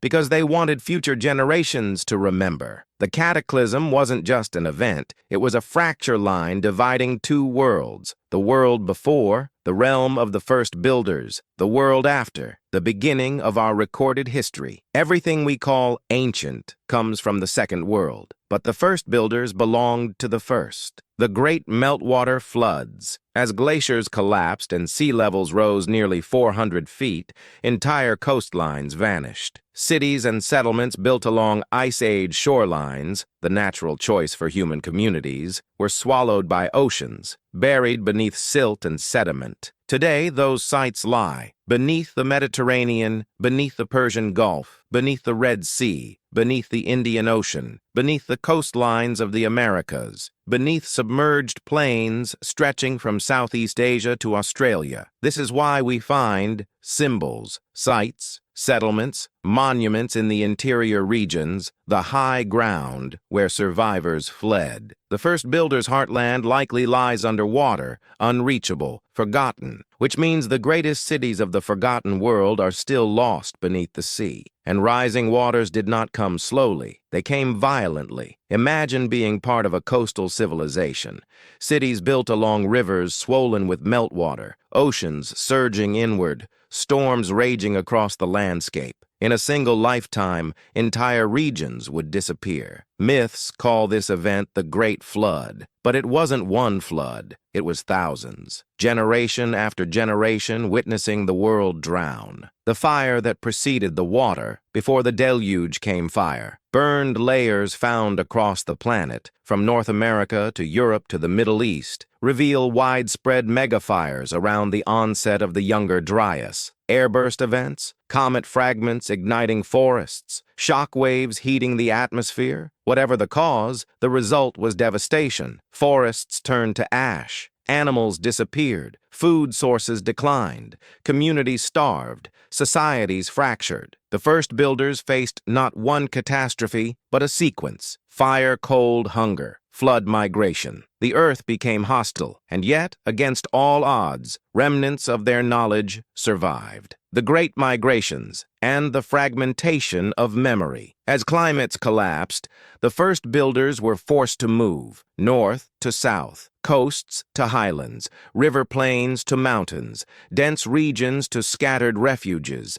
These migrations fractured the unity of their culture. Ritual centers abandoned, sacred knowledge diluted, symbols remembered imperfectly, stoneworking traditions lost, oral histories broken, calendars reset. A single civilization became dozens of scattered groups. Some kept fragments, others lost everything. A few carried enough memory to preserve the old cosmology. These survivors became the ancestors of the Ubaid culture, early Egyptians, Proto-Indus groups, pre-dynastic Levantine peoples, Proto-Andean seafarers, megalithic builders of Europe, early North American traditions, fragments of one shattered world, pieces of a fallen tradition, the psychology of survival. Why they buried their temples, Göbekli Tepe was not abandoned. It was buried deliberately, filled in layer by layer, entombed like a guardian being put to rest. Why would anyone bury a sacred site? Three possibilities emerge. 1. Preservation. They knew the world was ending. They sought to seal their knowledge in stone, protected under layers of earth. Göbekli Tepe becomes a time capsule, a message to the future. 2. Fear. If the cataclysm came from the sky, from above, then burying the sacred centers might have been an act of cosmic humility, a way of saying, "We remember what happened. We understand our place. We will not rebuild the old world." 3. Ritual closure. In many cultures, a temple is buried when its cycle ends. The first builders may have sealed their sanctuaries because the tradition itself was dying. A cultural funeral, a farewell to a world that no longer existed. Whatever the reason, the burial marks the moment when the first builders accepted their fate. They were not rebuilding anymore. They were preserving, protecting, saying goodbye. The mythic memory of the catastrophe. Every ancient civilization carries a flood myth. Every one, not just Mesopotamia, not just Egypt, not just Greece, China, India, Mesoamerica, the Andes, Polynesia, native, North America, Aboriginal Australia, the Middle East, Africa, Europe. Why? Because all of them descend in some way from people who lived through the post-Ice Age cataclysm. Their stories differ in detail but not in structure. A world destroyed, a flood or fire. Few survivors, a divine or cosmic event, a new humanity, a gift of knowledge. These myths are not fantasies. They are memories, cultural trauma preserved through narrative, adapted over millennia. The Great Reset and the rise of a new humanity. When the chaos finally settled between 7,000 and 6,000 BC, the world was transformed. New rivers, new coastlines, new climates, new migrations, new ecosystems, new opportunities. And in this reborn world, the survivors of the first builders slowly emerged from the shadows, not as rulers, not as empire builders, but as teachers. The Sumerians would later call them the Apkallu, the Egyptians, the Shemsu-Hor, the Greeks, the Titans, the Hindus, the Rishis, the Native Americans, the Ant people. Different names, different memories, one story. They were the last sparks of a lost world, and they lit the flame of civilization once again. The cataclysm was not just the end of their world, but the beginning of ours. The first builders vanished because the earth changed violently and permanently. Their civilization collapsed. Their cities drowned. Their knowledge fractured. Their memory sank beneath waves and time. But they did not disappear completely. Their worldview survived. Their symbols survived. Their cosmology survived. Their mythic memory survived. Their architectural ideas survived. Their astronomical knowledge survived. Through them, through their descendants, through the cultures they influenced, we inherited the seeds of civilization. And now we stand ready to explore the next chapter. If the cataclysm destroyed their world, what world existed before it? What kind of civilization did the first builders truly create? Because the ruins we have explored so far, Göbekli Tepe, Karahan Tepe, are post-cataclysmic. They are echoes, but somewhere behind them lies the original civilization, the mother culture, the civilization before Sumer, before Egypt, before the first builder's own collapse. Somewhere behind them lies the original civilization, the mother culture, because everything we've explored so far, Göbekli Tepe, Karahan Tepe, the Taş Tepeler, Çatalhöyük, Tel Karamel, belongs to the after the Younger Dryas impact, after the fires, after the floods, after the collapse. These sites are not the origin. They are the survivors' attempt to rebuild what was lost. If the first builders inherited knowledge, then who gave it to them? What world existed before the cataclysm? What civilization flourished in the last centuries of the Ice Age, when sea levels were low, when coastlines stretched far across the continental shelves, when the climate supported environments modern humanity has never seen? To understand the true civilization before Sumer, we must go deeper, beyond recorded history, beyond archaeology's comfort zone, into a world erased almost entirely by the rising seas. The world before the flood, the world that shaped the first builders. The true lost world, Earth before 10,000 BC. Imagine a planet profoundly different from today. Shorelines extended for miles into what is now ocean. Vast plains existed where the Persian Gulf, the English Channel, the Mediterranean Sea, and the South China Sea now lie. Continents were larger, Weather patterns were stable. Rivers carved enormous valleys through untouched terrain. Humans lived not in scattered tribes, but in expanding networks along these coastlines. River deltas, continental shelves, coastal plains, dry land that is now buried under oceans. This was not the world of primitive hunters. This was a world ripe for settlement, exploration, and early cultural development. The first builders' ancestors lived here, the lost world beneath the waves. The great coastal civilizations. Archaeologists have long known that early humans favored coasts, fish, shellfish, fresh water, transport, stable temperatures. Predictable food coasts are where human societies thrive. But during the Ice Age, coasts were not where they are today. The sea was lower, massively lower. The Arabian Peninsula was larger. India extended dozens of kilometers further. Southeast Asia was a single connected landmass. The Mediterranean coastline was radically different. Every major cradle of civilization, Sumer, Egypt, the Indus, China, has a continental shelf containing sunken lands now submerged 200–400 feet below sea level. And these submerged regions often show signs, using sonar and underwater mapping, of geometric structures, ancient riverbeds, grid-like formations, buried settlements, artificial-looking alignments, not confirmed cities but tantalizing hints, enough to suggest that something lived there, something organized, something capable of creating sacred spaces and planning settlements long before the Neolithic world. The first builders were born in these drowned lands, the Gulf Oasis, the forgotten heart of humanity. One of the most compelling models is the Gulf Oasis, the land beneath the Persian Gulf, once a fertile plain fed by the Tigris, Euphrates, and Karun rivers. Before it flooded around 8000 BC, this region had freshwater lakes, grasslands, marshes, abundant wildlife, pottery-producing cultures, early villages, complex foraging communities. This hidden landscape could have supported tens of thousands of people. When sea levels rose, its inhabitants were forced outward, into Mesopotamia, into Iran, into the Levant. These displaced populations may have carried the seeds of the knowledge that would eventually flourish in Sumer. But the Gulf Oasis is only one piece of a global puzzle. The Black Sea Deluge, a cultural exodus. Around 7600 BC, the Mediterranean spilled violently into the Black Sea, flooding a vast freshwater basin. The coastline retreated hundreds of miles in days or weeks. Settlements vanished.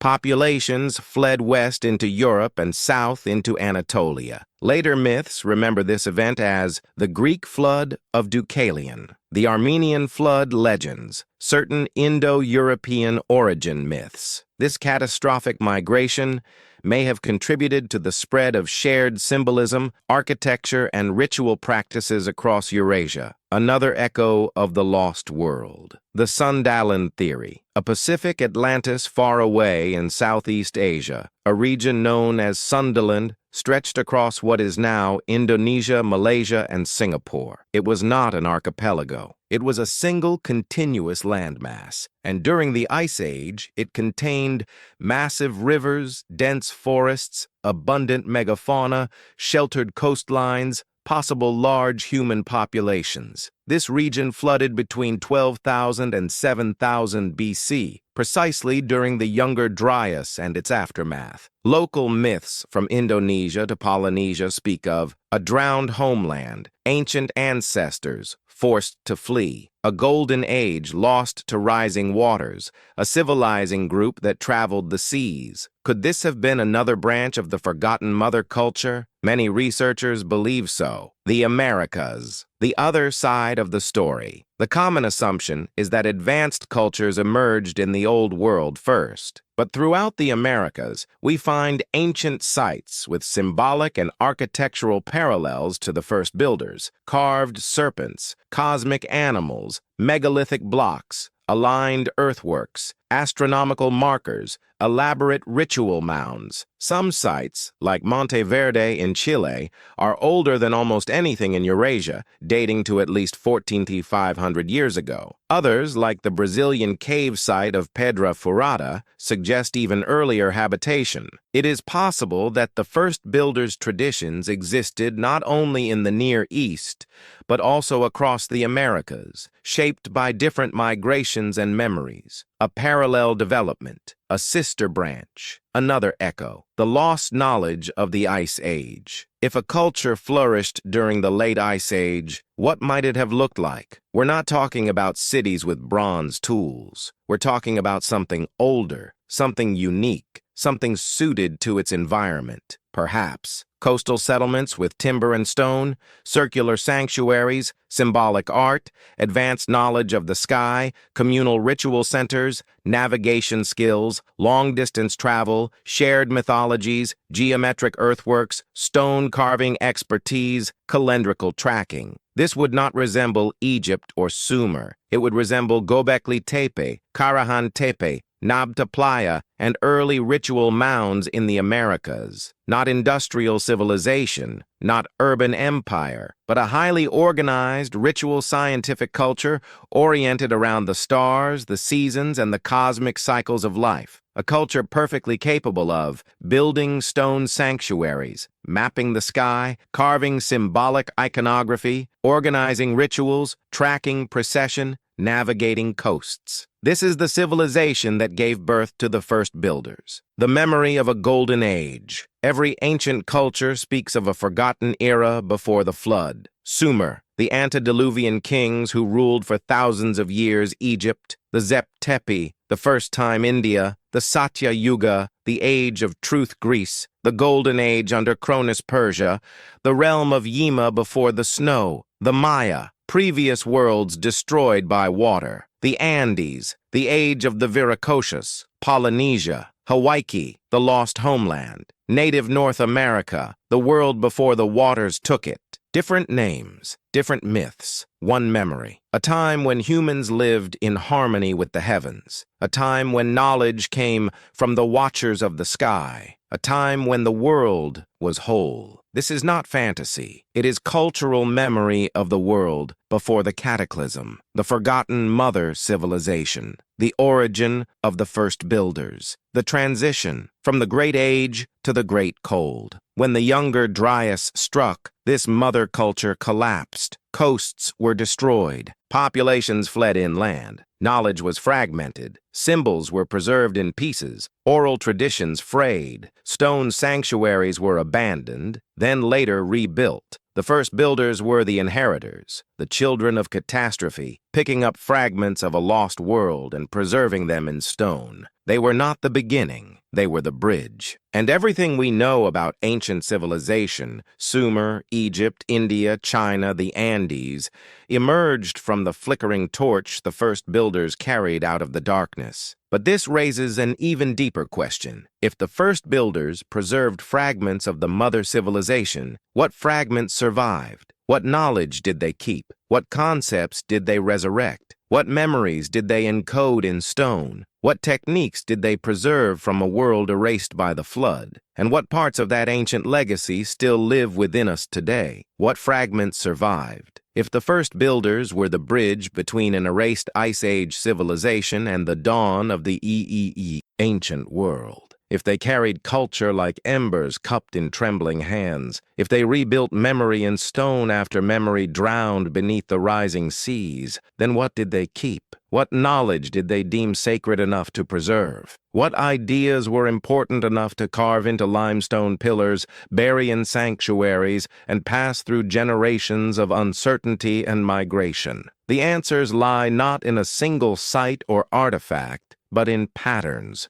recurring, persistent, unmistakable, woven through thousands of years of human history. These patterns point to the treasure of memory that the first builders carried from the world before the flood into the world after it, a legacy of ideas that would become the foundation of civilization. Let us uncover them. For the first treasure, the map of the sky. The most important knowledge preserved by the first builders was not material. It was cosmic, a map of the heavens, a calendar of celestial cycles, a memory encoded in constellations. Why the sky? Because it was the only thing the flood could not destroy. The first builders preserved the solstices, the equinoxes, the lunar cycles, the appearance of Venus, the precession of constellations, the slow shift of the great year, precession, the alignment of Earth to cosmic events. This was not superstition, it was survival. A people who lived through catastrophe understood that cosmic events could change everything. So they studied the sky like a sacred text. Even after the flood, even after their world collapsed, the first builders rebuilt their cosmic knowledge with astonishing dedication. Göbekli Tepe's pillars track stellar risings. Karahan Tepe's chambers orient to the sun. Çatalhöyük's murals depict celestial motifs. Nabta Playa in Egypt aligns perfectly with Orion's belt. Every ancient civilization that followed inherited this cosmic consciousness. Sumerian astronomy, Egyptian star temples, Indus Valley alignments, Greek constellations, Mayan calendars, Andean Seke lines, Chinese celestial mapping, all echo a much older tradition. The first surviving treasure was not stone or steel, but the sky itself. The second treasure, symbolic language. Before writing, before spoken myths became codified, before tablets and papyrus, the first builders used symbols, not random shapes, a structured visual language. The fox, the snake, the vulture, the bull, the crane, the H symbol, the bent arm, the circle, the twin, the hand, the sunburst, the eye. These icons appear in sites separated by thousands of miles and thousands of years. Why? Because these symbols were not invented locally. They were inherited, preserved, and repeated as fragments of an older system of communication. A language of symbols passed from the lost world, remembered by the first builders, and later reinterpreted by Sumer, Egypt, the Indus Valley, the Aegean, the Andes, and others. This symbolic vocabulary was not merely artistic, it was philosophical. Each symbol represented a natural force, a cosmic principle, a social value, a mythic memory, a scientific observation. The first builders preserved this symbolic system as the backbone of their world view. Later civilizations would expand it into full mythologies. The third treasure, the sacred numbers. The first builders preserved something else, something subtle, something mathematical, numbers that govern the natural world. They appear in pillar counts, circle ratios, spacing of enclosures, proportions of rooms, lengths of shrines, calendrical cycles. We see these same numbers later in Sumerian city planning, Egyptian pyramid proportions, Indus Valley measurements, Greek sacred geometry, the Maya long count, Chinese cosmological systems. Why do the same numbers appear everywhere? Because the first builders preserved the foundational geometry of the mother civilization. These were not formulas on tablets. They were embodied in architecture, ritual spaces, cosmology, and stories. Numbers became myths. Ratios became gods. Cycles became festivals. Geometry became sacred art. This was their third treasure. The fourth treasure, the memory of catastrophe. Every ancient myth remembers a flood. Every one. Sumer's Atrahasis, Egypt's Zep Tepe, Greece's Deucalion, India's Manu and the fish avatar, China's Gunyu flood, the Maya Popol Vuh, the Andean Unupachakuti, the Hopi world destruction stories, Polynesian deluge myths, Aboriginal Australian flood traditions. Why? Because the first builders preserved the memory of what destroyed their world. Fire, cold darkness, flood chaos in the sky, earth changing shape, stars shifting positions. These memories were too enormous to forget,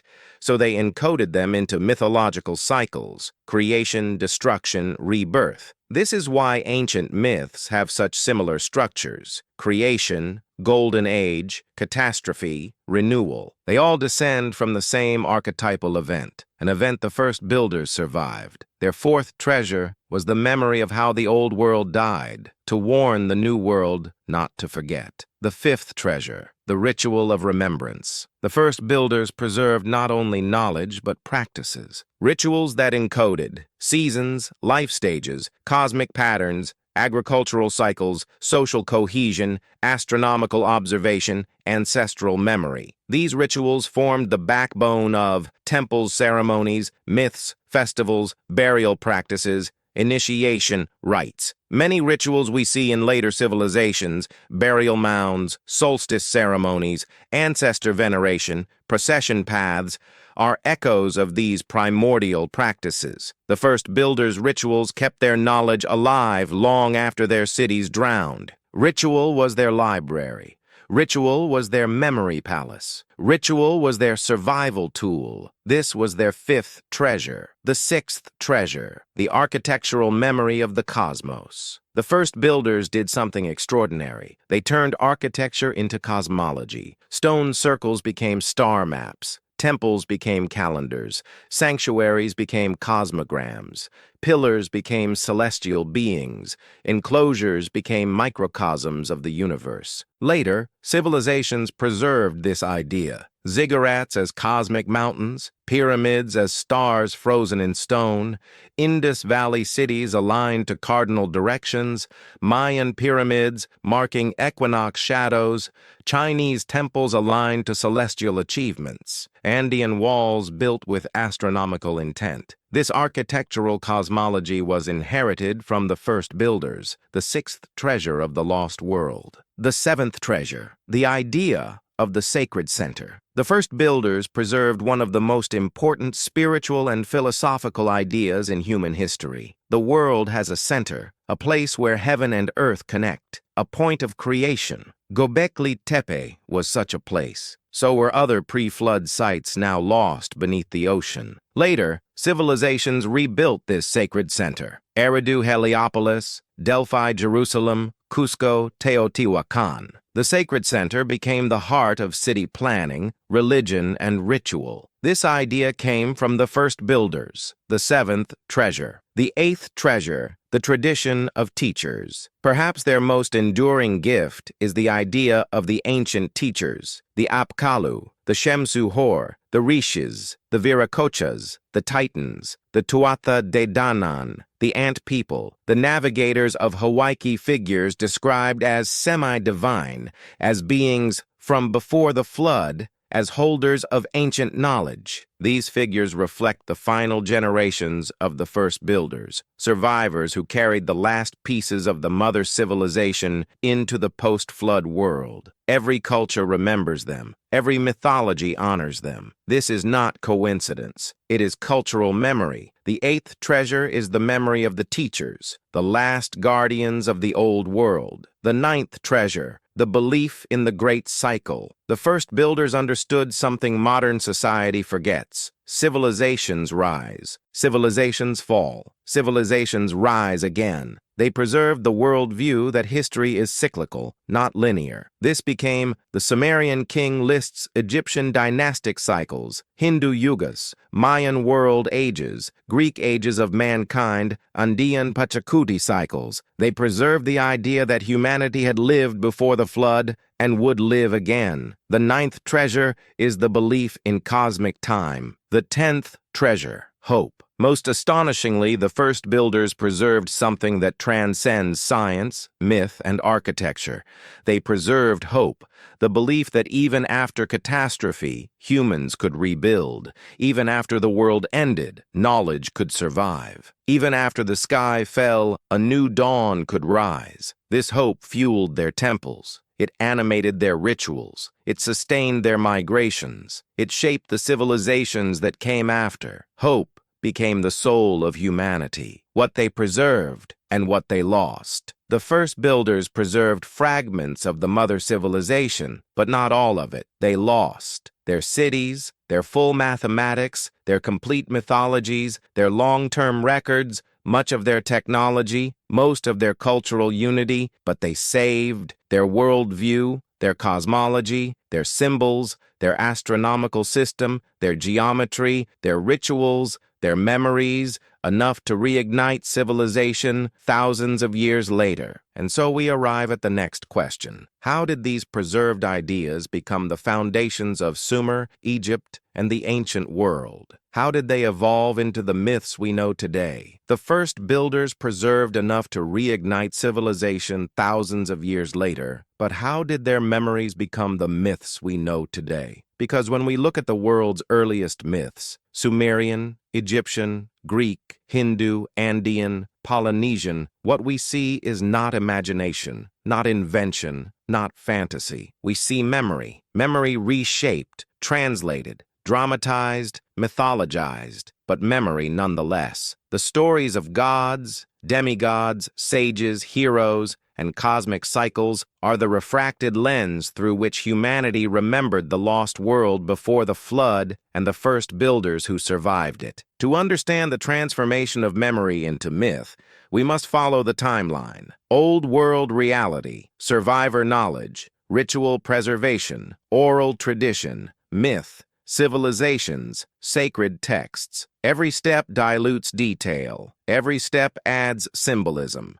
Every step turns history into legend. Let us break down this transformation piece by piece. The first transformation, survival. Memory becomes oral tradition. After the Younger Dryas catastrophe, survivors were scattered. Groups fled inland, uphill, into caves, valleys, mountains, steppe. They had no cities, no libraries, no archives, no way to preserve detailed knowledge. What they had were voices, stories, songs, rituals, symbols carved on bone or stone, the memory of what happened. The first builders carried fragments of a drowned world in their minds, the achievements of their ancestors, the cosmic cycles they observed, the sacred places now lost beneath the water. They told these stories around fires. They taught them to children. They encoded them in rituals. But without writing, every generation changed the stories slightly. Over centuries, facts transformed into motifs.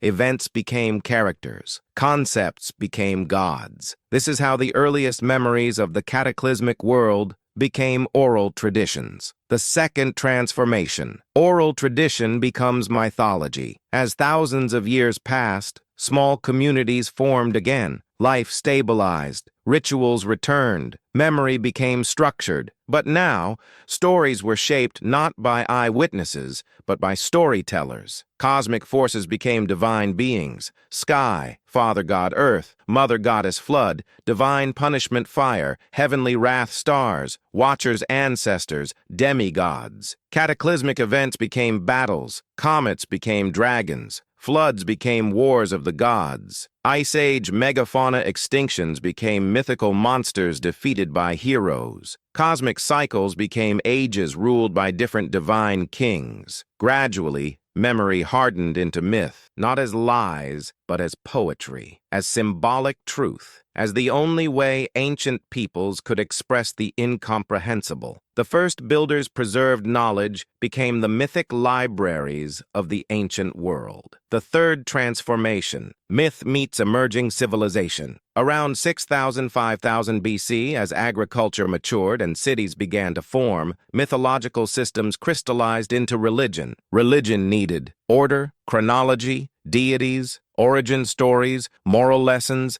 astronomical calendars, ritual schedules, symbols, temples. This is when myth gained structure. Sumer created the earliest written mythic tradition. Egypt codified its pantheon. The Indus Valley developed symbolic seals. The Levant formed early cosmologies.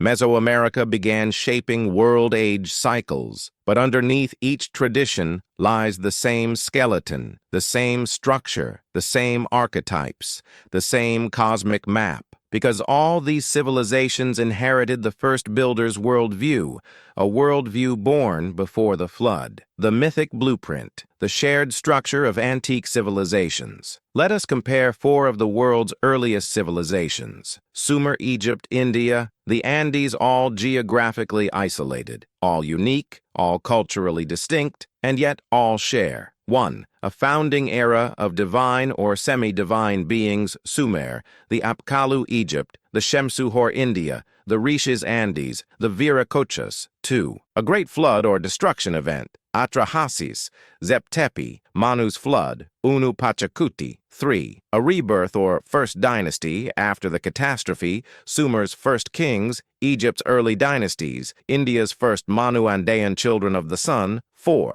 Cosmology divided into 3 realms, heaven, earth, underworld. 5. Dual forces shaping the universe, sky and earth serpent and bird order and chaos, light and dark.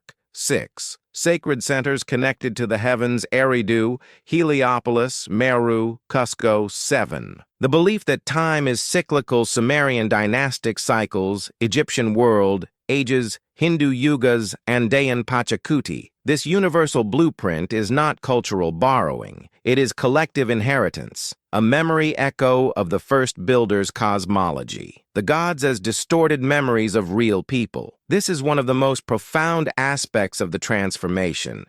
The earliest gods, before they became supernatural beings, were once real people, teachers, astronomers, healers, survivors of the flood, bearers of ancient knowledge. Over time, their abilities were exaggerated. Advanced astronomy, prophecy stone working, divine craft navigation, travel between worlds teaching, bringing knowledge from the heavens. Their human traits erased, their symbolic traits amplified. Oannes becomes a fishman.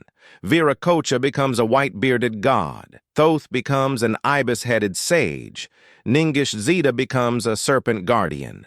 Isis becomes a cosmic mother. Enki becomes the master of the deep. But at their core, they are memories of ancient teachers, the last living connection to the lost world. Mythology canonized them. Civilization deified them. Time transformed them. The mist of time, when memory became divine. There is a moment in the ancient world when memory becomes myth so completely that the line vanishes. When does this happen? When writing is invented. Writing freezes stories, fixes them, codifies them, petrifies them into scripture. The Sumerians did not write myths to record history. They wrote myths to preserve the living cosmic order. By the time writing appears, around 300 BC, the stories are already thousands of years old, evolving, shifting, blending memories of the first builders with the new societies rising around them. The flood becomes a divine act. The teachers become gods, cycles become destinies, symbols become magic, cosmology becomes religion, memory becomes myth, and the first builders slip into the shadows. The great characters of myth and their historical roots, let us trace some major ancient figures back to their likely origins. Enki, Sumer, the god of knowledge, crafts, water, and creation. Historically, a memory of the maritime survivors of the flood, arriving with knowledge from drowned coasts. Thoth, Egypt, the divine scribe, astronomer, keeper of time. Historically, an echo of pre-dynastic astronomer priests, descendants of the first builders. Manu,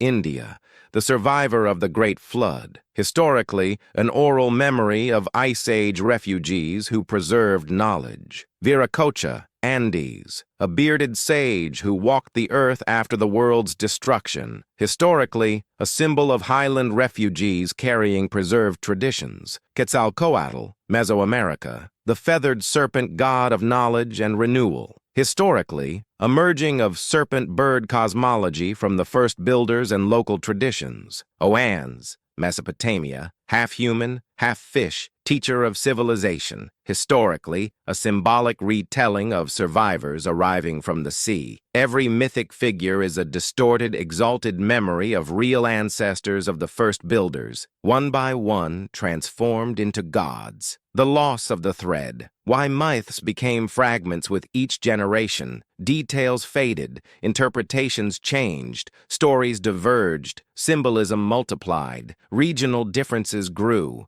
Myth no longer preserved the factual events of the lost world, only the emotional truth, the terror of the flood, the reverence for ancient teachers, the celebration of cosmic order, the fear of chaos. the cycles of creation and destruction. The narrative threads of the first builders became a tapestry of myth, but beneath the variations, the structure remained. The chain of memory. The transformation from historical memory to myth created a chain that reaches back into deep time. Modern civilization, classical mythology, Bronze Age religion, Neolithic ritual, first builders' inheritance, pre-flood Ice Age civilization. Each layer adds complexity. Each layer adds symbolism. Each layer obscures the original truth. But the chain is unbroken. The question of truth. If myths are distorted memories, can we reconstruct the original? Can we reverse the transformation? Piece by piece, yes. Symbols, architecture, rituals, numerical systems, cosmology, mythic structures. All these can be traced backward, through Sumer, through the first builders, through the cataclysm, to the lost world. Because mythology is the surface, the science beneath it is the treasure. This is where the story deepens, where the ancient myths we've inherited from Sumer, Egypt, India, and the Andes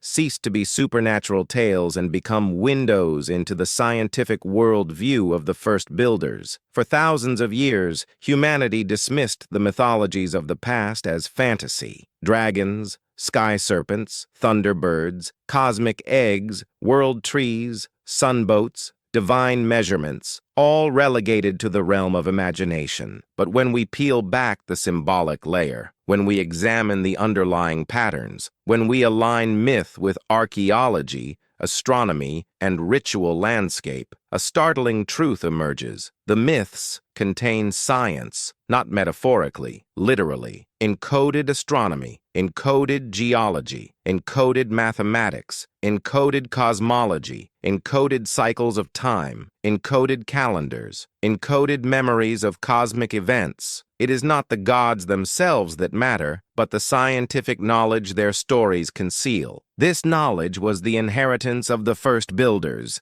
preserved through ritual and myth until civilizations could rediscover it. Let us uncover that scientific layer, the ancient teachings hidden beneath the stories. The sky serpent. Procession in mythology. One of the most universal mythic symbols is the serpent, but not merely a snake, a sky serpent, a cosmic being winding through the heavens. In Sumer, it is Ningish Zeta. In Egypt, Apep and the celestial serpent of the Duat. In Greece, the serpent of Delphic prophecy. In India, Shesha Ananta, the cosmic serpent. In China, the dragon that curves through the sky. In the Americas, Quetzalcoatl and the Andean Amaru. In Australia, the rainbow serpent. Different cultures, different names, same scientific truth. The serpent represents precession, the slow wobble of Earth's axis over 26,000 years, a movement that causes the position of stars and constellations to shift across millennia. To the first builders, this slow shifting was the heartbeat of the cosmos, the pulse of deep time. They encoded precession in stone alignments, solar gates, constellation symbols, mythic cycles, seasonal rituals. But because precession moves too slowly for any one human to perceive, how did they discover it? They inherited the knowledge, not from scratch, not from random observation, from the legacy of the lost world, a civilization whose astronomer priests watched the sky for generations. The sky serpent is a scientific artifact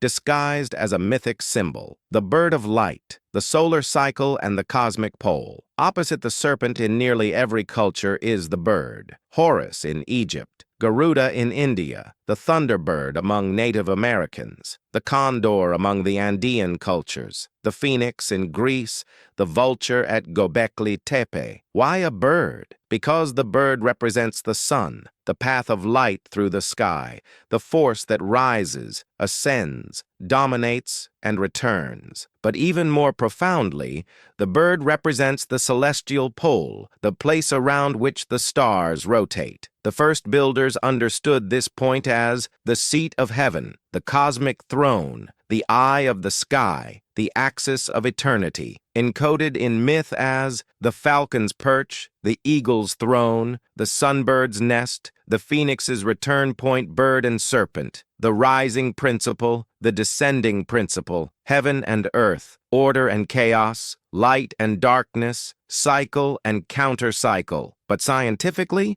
they represent the interaction between the ecliptic, sun's path, and the precessional axis, Earth's wobble. The first builders preserved this astronomical model through mythic imagery that survives to this day. The world tree, a map of the cosmos. The cosmic tree appears in civilizations that never met.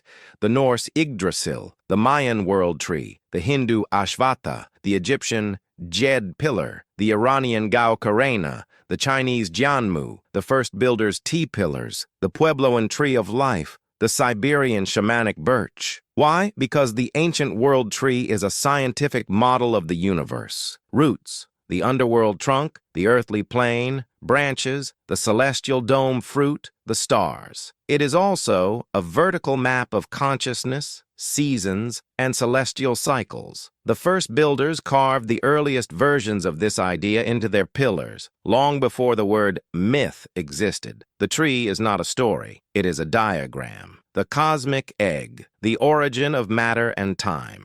Everything came from a cosmic egg. We find this idea in India, the Hiranyagarbha, Egypt, the egg of Ra, Orphic Greece, Phoenicia, China Dogon cosmology, Polynesian creation, the Celtic egg of chaos, and in misunderstood fragments from pre-pottery Neolithic iconography. Why an egg? Because the first builders preserved a memory of a point of creation, a burst of light, a cosmic expansion, the birth of matter. No, they did not know physics, but they observed nature. The egg contains potential birth shape, symmetry, life inside emptiness. The cosmic egg was their way of encoding the origin of existence in a universally understood symbol. But beneath the myth, a scientific intuition. Everything begins from a single point. Everything expands. Everything cycles. This is not primitive.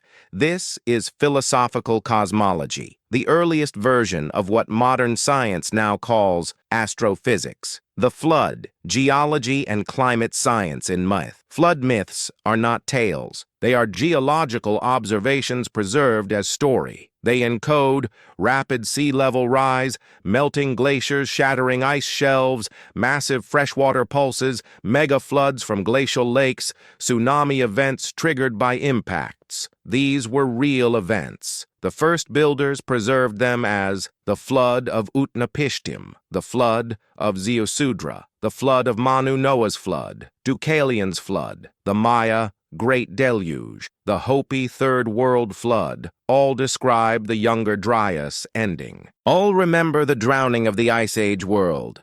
All descend from the same catastrophic memory. Myth is geology written as poetry, the age cycles, advanced astronomical timekeeping. Almost every ancient culture divides time into great ages, the Sumerian dynastic ages, Egypt's Tepe cycles, the Hindu yugas, the Greek ages of man, the Persian world cycles, the Mayan world ages, the Andean Pachacuti. Why? Because the first builders inherited the concept of precessional ages from the Ice Age astronomers. Roughly every 1,260 years, the sun rises on the equinox in a new constellation. One full cycle takes 26,000 years. These numbers appear in mythic cycles worldwide. Coincidence? Impossible. This is science embedded into religion. The sacred center. Geography as a cosmic model. Every ancient civilization situates its sacred center as the navel of the world. Sumer, Eridu, Egypt, Heliopolis, Greece, Delphi, India,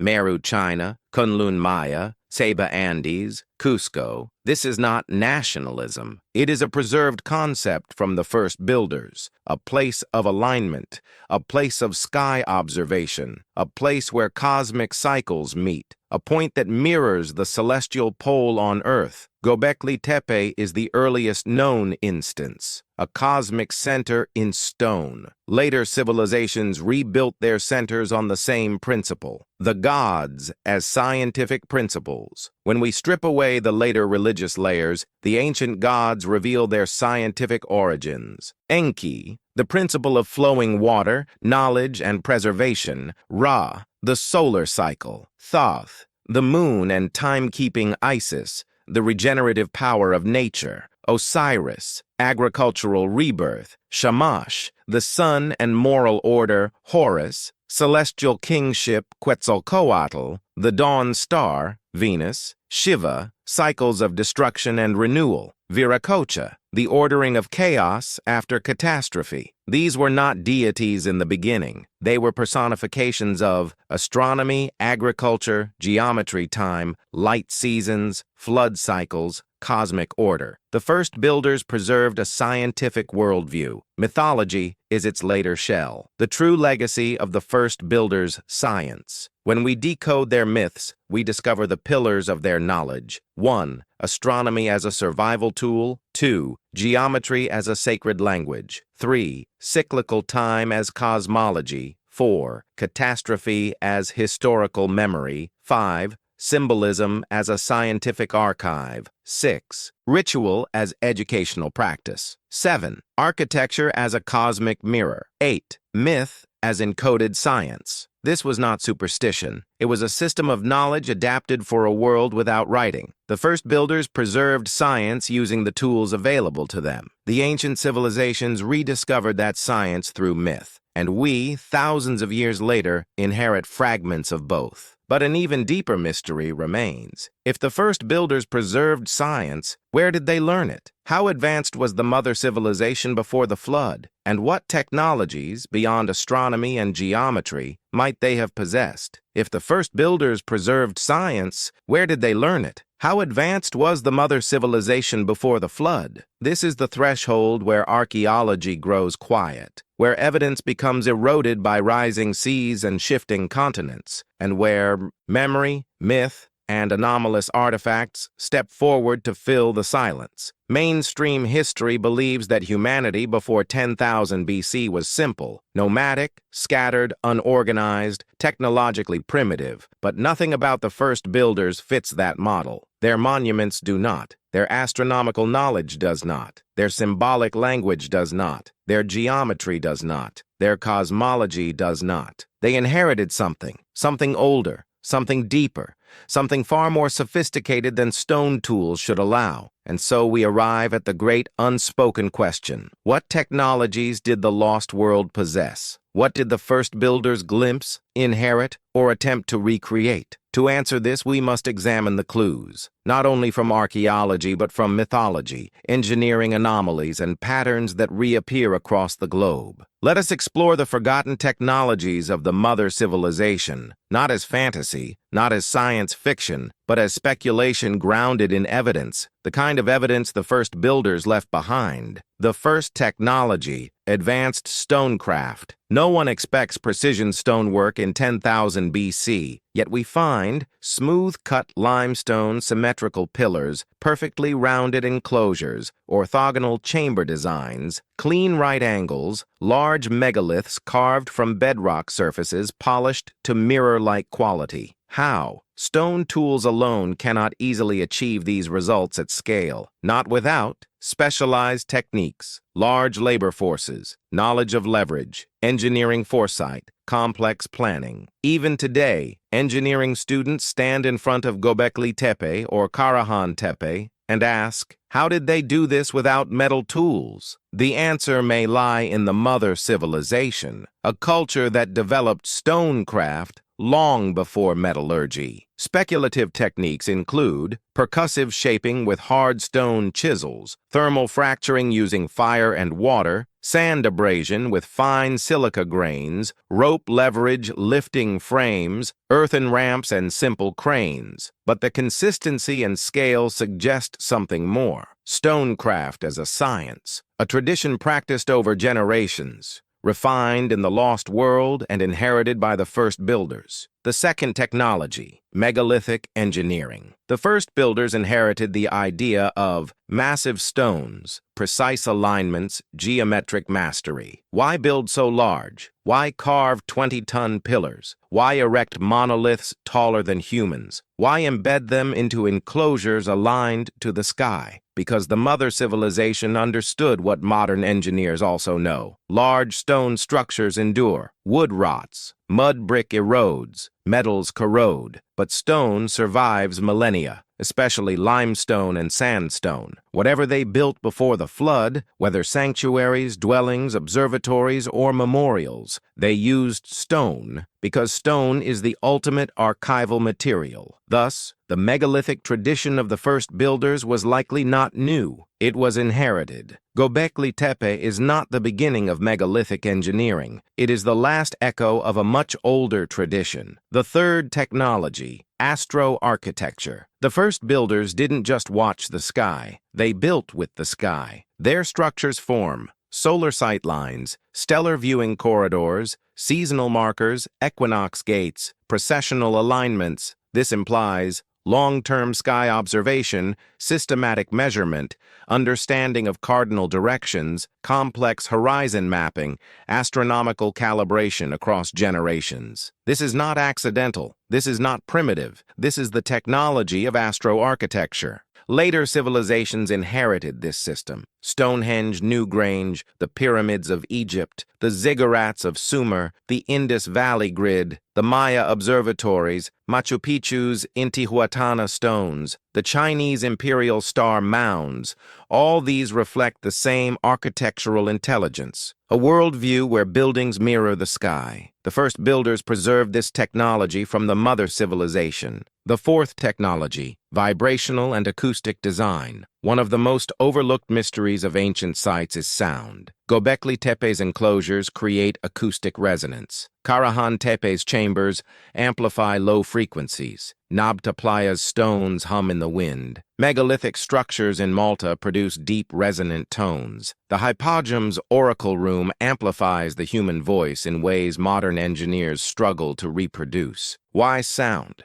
Because ancient cultures understood something we forget. Sound is power. Sound organizes matter. Sound communicates emotion. Sound carries memory. Sound integrates ritual. Acoustic engineering requires dimensional ratios, material knowledge, spatial awareness, harmonic intuition. Could this be inherited? Yes. Acoustic design is one of the technologies most likely passed down from the mother civilization. The first builders did not invent stone resonance. They remembered it. The fifth technology, long-distance networks. One of the great mysteries is the surprising connectivity of early post-Ice Age societies. Symbols migrated, rituals migrated, architectural ideas migrated, lineages migrated, myths migrated. This implies trade routes, navigation skills, seasonal migration corridors, knowledge of distant terrain, shared cultural vocabulary. We underestimate prehistoric navigation, but coastal civilizations, especially before the flood, had access to vast shorelines ideal for travel. Rafts, dugout canoes, early sail prototypes, island-hopping routes. These could connect Southeast Asia, Australia, East Asia, North America, Near East, North Africa, Persian Gulf, India, Mediterranean, Atlantic. The mother civilization likely had extensive maritime traditions, a technology entirely erased by rising seas. What survives is the memory of teachers arriving from the sea, Oans, Viracocha, the Seven Sages, the navigators of Hawaii, the culture bearers of North America. These are mythologized memories of ancient seafarers. The sixth technology, mapping and geodesy. Ancient civilizations show shocking accuracy in longitude and latitude, earth curvature awareness, cardinal precision, symmetrical city planning, geometric grids. Examples: Indus Valley Grid alignment, Egyptian orientation to true North Maya E-groups marking solar positions, Andean sequoia lines radiating from Cusco Göbekli Tepe's intentional layout. These cannot be accidental. Geodesy, the science of measuring Earth's shape, seems older than civilization itself. Where did it come from? From the mother civilization. In a world where coastlines stretched for miles, where horizon markers were stable, where sky cycles were consistent, mapping became a survival tool. The first builders inherited geodesy, not writing, not metalwork, but spatial intelligence. The seventh technology, Agricultural pre-knowledge. Agriculture appears suddenly around 9000 BC. Wheat, barley, lentils, peas, chickpeas, domestic cattle, goats, sheep. This sudden appearance suggests proto-agricultural experimentation before the flood. Knowledge preserved by the first builders. Delayed reintroduction after migration. Myth supports this. The Apkallu teach agriculture. The Rishis teach plant domestication. Viracocha teaches maize cultivation. The Chinese San Huang teach farming. The Greek Titans teach agriculture before the Olympians. These myths are memories of ancient knowledge being reintroduced after disaster. Agriculture was not an invention. It was a rediscovery. The eighth technology, calendrical systems. Even without writing, the first builders maintained complex calendars using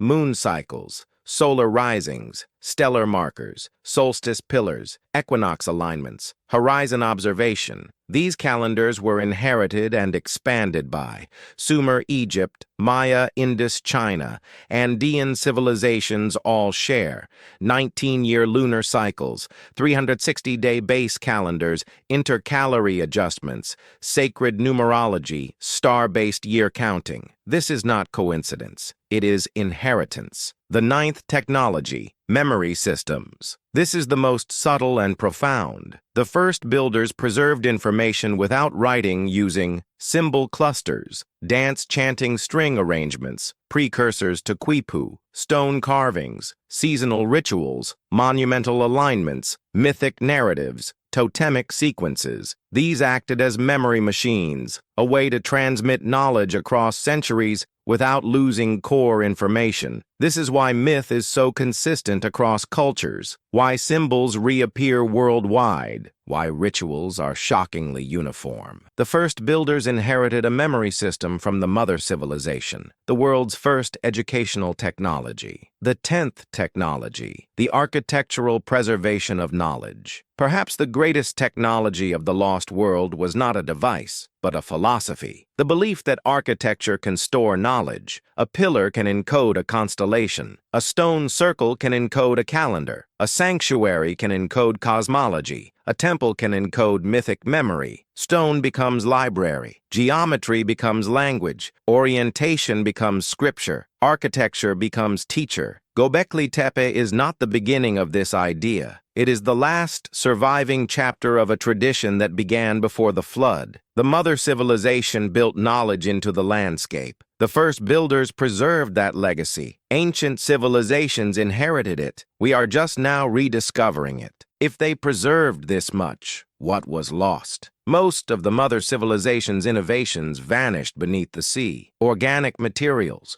wooden structures, coastal settlements, boats and harbors, textiles and tools, navigation technologies, calendrical devices, ritual sites, entire cities, all gone. What survived were the things the ocean could not steal: stone stars, symbols, myths, geometry, cycles, memory. This is the skeleton of a forgotten world, preserved by the first builders and revived by the ancient civilizations that followed. But now we approach a turning point. If the first builders inherited technologies from the lost world, what vision did they hold for humanity? What purpose guided their builders, their astronomers, their teachers? If the first builders inherited technologies from the lost world, what vision guided them? What purpose shaped their sanctuaries, their symbols, their teaching? Because beyond stonecraft, beyond astronomy, beyond geometry and myth, lies something even more powerful, a philosophy, an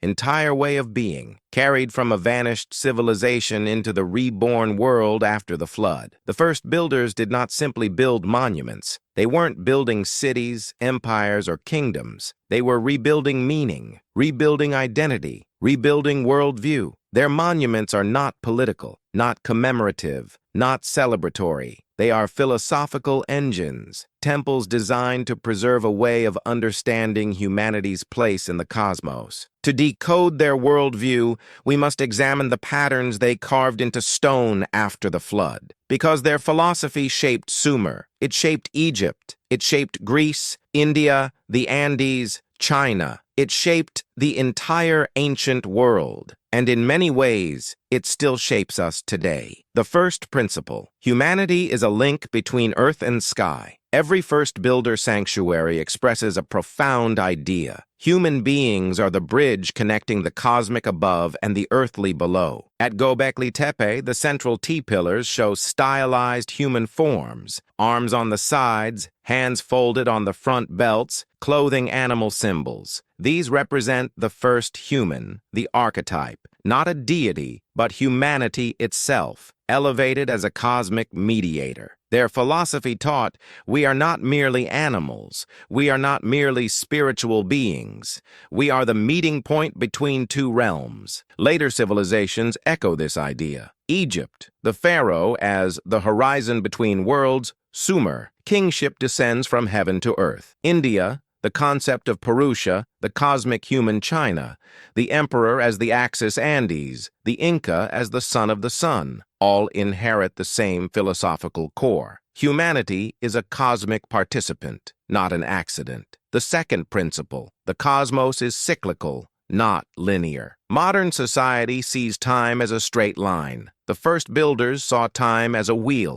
Their monuments track sun cycles, moon cycles, stellar cycles, seasons, precession. To them, time was not progression. It was recurrence, a cycle of ages, birth, growth, decline, destruction, renewal. The mother civilization lived at the end of a cycle, the Ice Age world collapsing into chaos. The first builders lived in the dawn of a new one. This philosophical concept survives everywhere. Sumer, the king list Egypt, dynastic cycles India, Yugas Maya, world ages Greece, ages of man Andes, Pachacuti cycles. The first builders' worldview taught, civilizations rise and fall. Humanity forgets and remembers. Cataclysms destroy and renew. This was not pessimism, it was realism and resilience. The third principle: knowledge is sacred to the first builders. Knowledge wasn't simply useful, it was holy. Astronomy was not science, it was devotion. Geometry was not measurement, it was a ritual of understanding the universe. Symbols were not decoration, they were sacred vocabulary. Myths were not entertainment, they were memory systems. Everything the first builders did expressed the belief, knowledge is the only true inheritance of humanity. It must be protected, it must be transmitted, it must never be lost again. This is why they built in stone. This is why they aligned their monuments to the heavens. This is why they created symbolic systems instead of written ones. This is why they buried their sanctuaries. Knowledge was their ark. Their temples were vaults. Later civilizations absorbed this reverence. Sumer's priest-scholars, Egypt's house of life, India's Brahmanic traditions, China's scholarly class, Mesoamerican calendrical priests, all inherit the first builders' belief that knowledge is the soul of civilization. The fourth principle: Earth is a living being. The first builders did not see Earth as a resource. They saw it as a participant. The land was sacred, mountains were sacred, rivers were sacred, animals were sacred, the horizon was sacred, wind, light, shadow, everything had meaning. This philosophy survived in Egypt's Nile worship, Sumer's sacred rivers, India's sacred mountains, Andean Earth Mother, Pachamama, China's celestial earth harmony, Native American Mother Earth traditions, Aboriginal Australian Dreamtime. The first builders lived close to the land, but not as simple foragers. They saw Earth as a partner in the cosmic dance. Modern society views nature as inert. The first builders viewed it as alive. The fifth principle: the sky is a teacher. The first builders believed the sky was not simply a backdrop, it was a mentor. They studied it because stars are reliable, cycles repeat, cataclysms leave celestial evidence. The universe reveals itself through patterns. The sky taught when to plant, when to migrate, when to celebrate, when to mourn, when to shelter from catastrophe. Later civilizations turned this into religion. Egypt's star temples, Sumer's calendars, Indus Valley orientations, Maya's Venus cycles, Andean solar pillars. But the philosophical core began with the first builders. Stars are scripture. The sixth principle, balance is the law of the universe. One of their deepest teachings was duality, not battle, not conflict. Balance, serpent and bird, sky and earth, water and fire, male and female, light and shadow, life and death, order and chaos. The first builders understood that civilization collapses when one force dominates the other. Their monuments reflect equilibrium. Two pillars at the center, two guardians, two halves of the sky, two realms intersecting. Later civilizations preserved this. Egypt, Ma'at, balance, China, yin-yang, Greece, Apollonian versus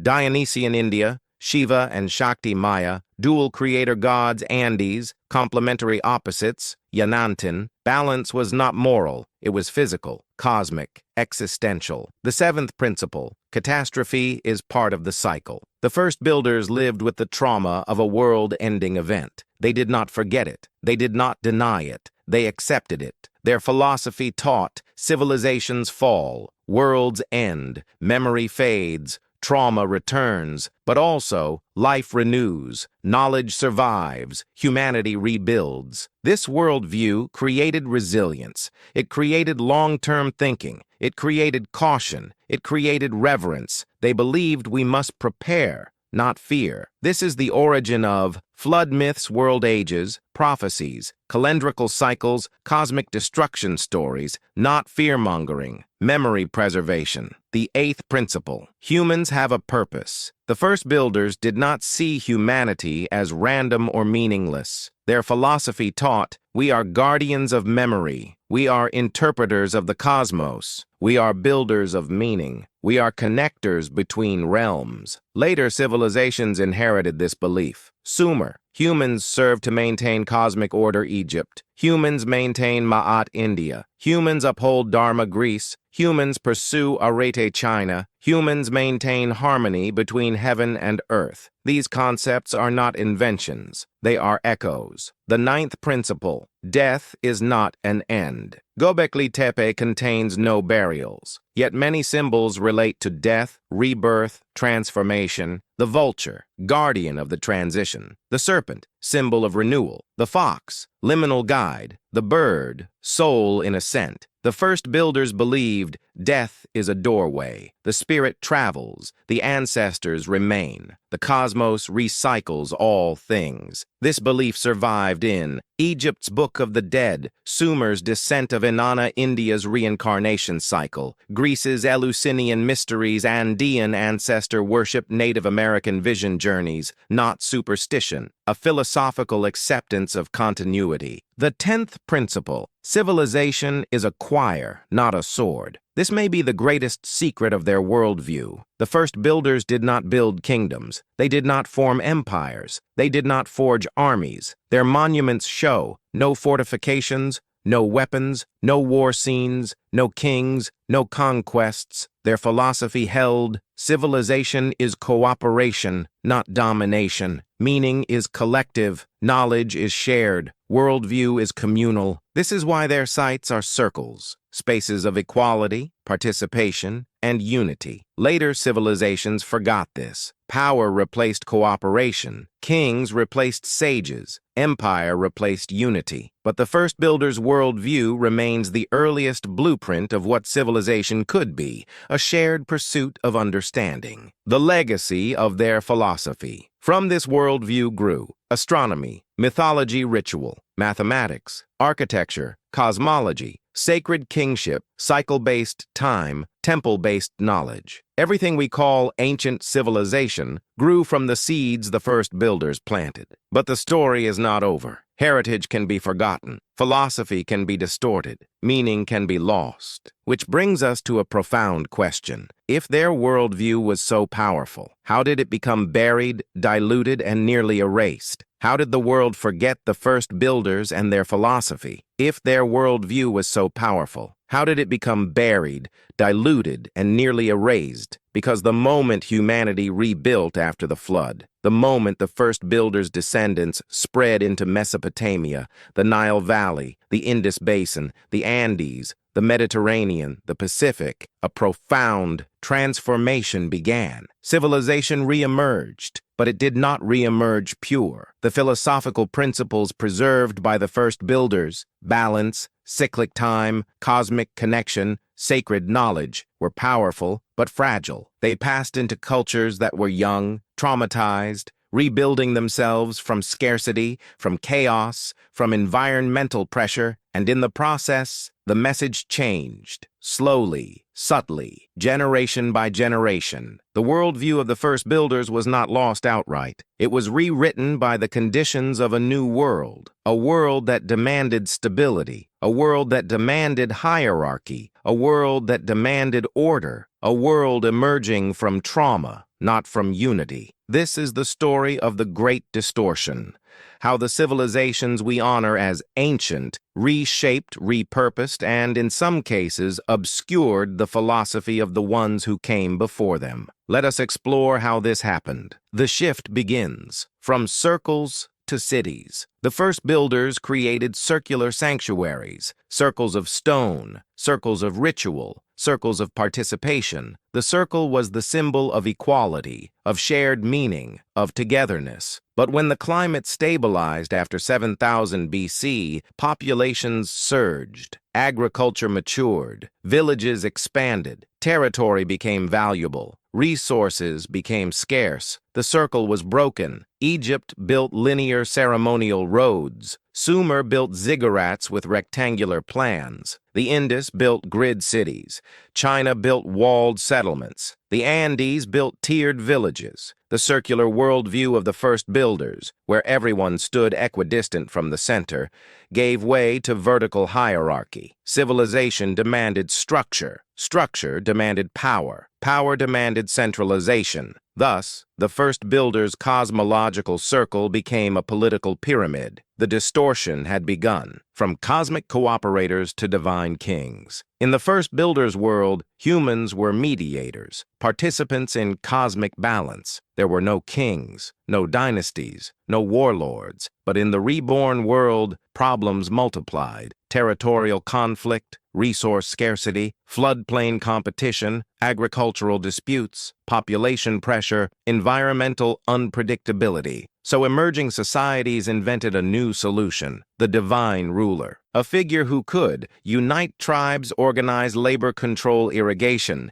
interpret the sky, manage surplus, justify authority. Sumer embraced the Lugal. Egypt crowned the pharaoh. India elevated the Raja. China ordained the Son of Heaven. The Andes enthroned the Sapa Inca. These rulers claimed descent from the ancient sages, from the Apkallu, the Shemsu Hor, the Rishis. But this was symbolic, a strategic reinterpretation. The first builders never imagined kings. Their worldview was collaborative. Their temples reflected shared purpose. Yet now the ancient teachers were used to legitimize dynasties. A philosophy of unity became a tool of authority. From sacred knowledge to secret knowledge, the first builders believed knowledge must be shared, preserved collectively, memorialized in stone, accessible to all. But once cities rose, knowledge became power. Priests claimed exclusive rights to interpret the stars. Scribes monopolized written language. Elites restricted access to temple rites. Mathematics became a priestly discipline. Mythology became state-controlled. Sumer's priesthood guarded astronomical tables. Egypt's House of Life restricted sacred texts. India preserved Vedic chants through elite lineages. Maya priests controlled the long-count calendar. Chinese emperors owned cosmic rituals. Knowledge that had once belonged to the community became the property of the few. The builder's legacy was not erased, it was contained. From matriarchal balance to patriarchal order, the first builder's worldview was balanced. Male and female, sky and earth, serpent and bird, night and day, life and death. But the early agricultural world brought inheritance disputes, land ownership, territorial expansion, lineage tracking, population pressures. These conditions favored patrilineal systems. Sumer became patriarchal. Egypt's pharaohs became divine fathers. Indo-European cultures elevated sky gods over earth goddesses. China developed hierarchical kinship. The Mediterranean shifted toward male rulership. The Andes built lineage-based authority. The cosmic feminine, the earth principle, the regenerative power, the symbolic partner of the sky, was gradually marginalized, not erased, but subordinated. A balanced worldview became a one-sided hierarchy, from ritual unity to religious institutions. The first builders' rituals were communal, seasonal observance offerings, dance, storytelling, sky-watching, shared meals. These rituals taught astronomy, ethics, cosmology, and cooperation, but cities needed something different. Systemized religion, codified rituals, fixed pantheons, state-funded temples, economic offerings, legal authority. Religion became institutionalized. Sumer built temple economies. Egypt formed a priestly elite. The Indus built ritual granaries. China formalized ancestor worship. Mesoamerica ritualized blood offerings. The Andes established state ceremonies. Rituals that once unified communities under the cosmos now unified them under the state. The cosmic focus shifted. The political focus grew. From myth as memory to myth as dogma. For the first builders, myth was fluid, a story that changed with the teller, a living archive, a shared memory. But when writing emerged, myth froze. Sumer wrote the Enuma Elish. Egypt carved creation myths into temple walls. India encoded cosmic memory into the Rig Veda. Greece formalized heroic sagas. The Maya recorded the Popol Vuh. China preserved cosmology in state texts. Once written, myth ceased to be flexible. It became doctrine. The memory of real events, catastrophes, migrations, ancient teachers, hardened into theology. The original meaning was still there, but deeply buried.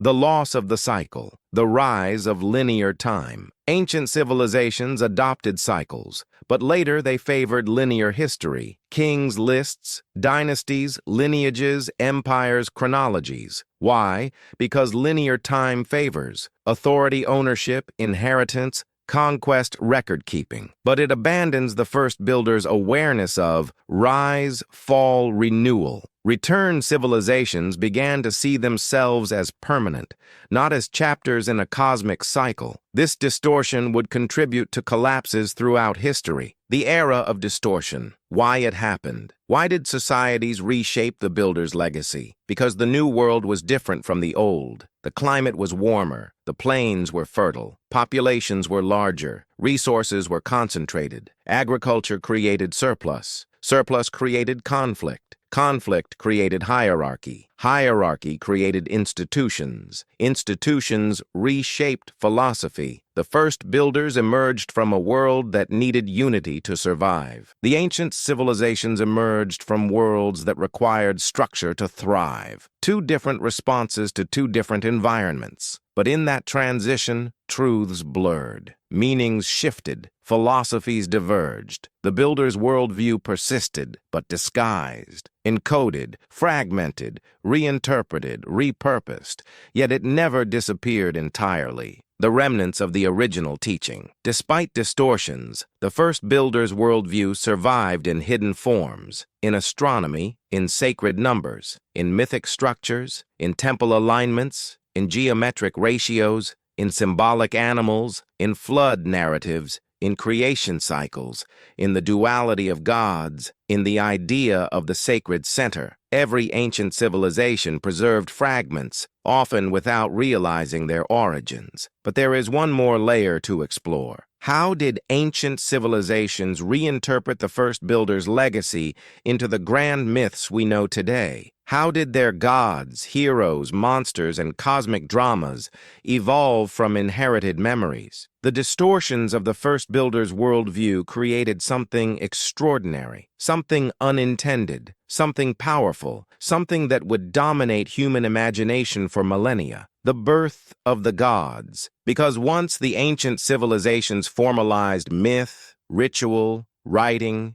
kingship, and priesthood, the memories of the first builders, the teachers, survivors, astronomers, navigators, and sages of the lost world were no longer remembered as ancestors. They became divine beings, semi-human at first, then immortal, then cosmic, then unreachable, a transformation centuries in the making. And in this transformation, the original identities of the ancient teachers became blurred, reshaped, enlarged, and eventually completely mythologized. Block 18 is the story of that mythic expansion, how real people became supernatural beings, how science became magic, and how the lost world became the mythic world. The first stage, ancestors as heroes. Before gods, there were heroes, figures who walked the earth, who taught, who built, who organized. These heroes were the last descendants of the first builders, astronomer priests, navigators, ritual leaders, memory keepers, survivors of a cataclysm, bearers of scientific knowledge. In the centuries after the flood, they traveled among scattered groups, sharing knowledge, where to plant, when to harvest, how to read the sky, how to carve stone, how to predict seasons, how to build shelters, how to navigate coasts, how to live in harmony with cycles. For traumatized and struggling communities, these teachers felt otherworldly. Their skills seemed miraculous. Their knowledge seemed supernatural.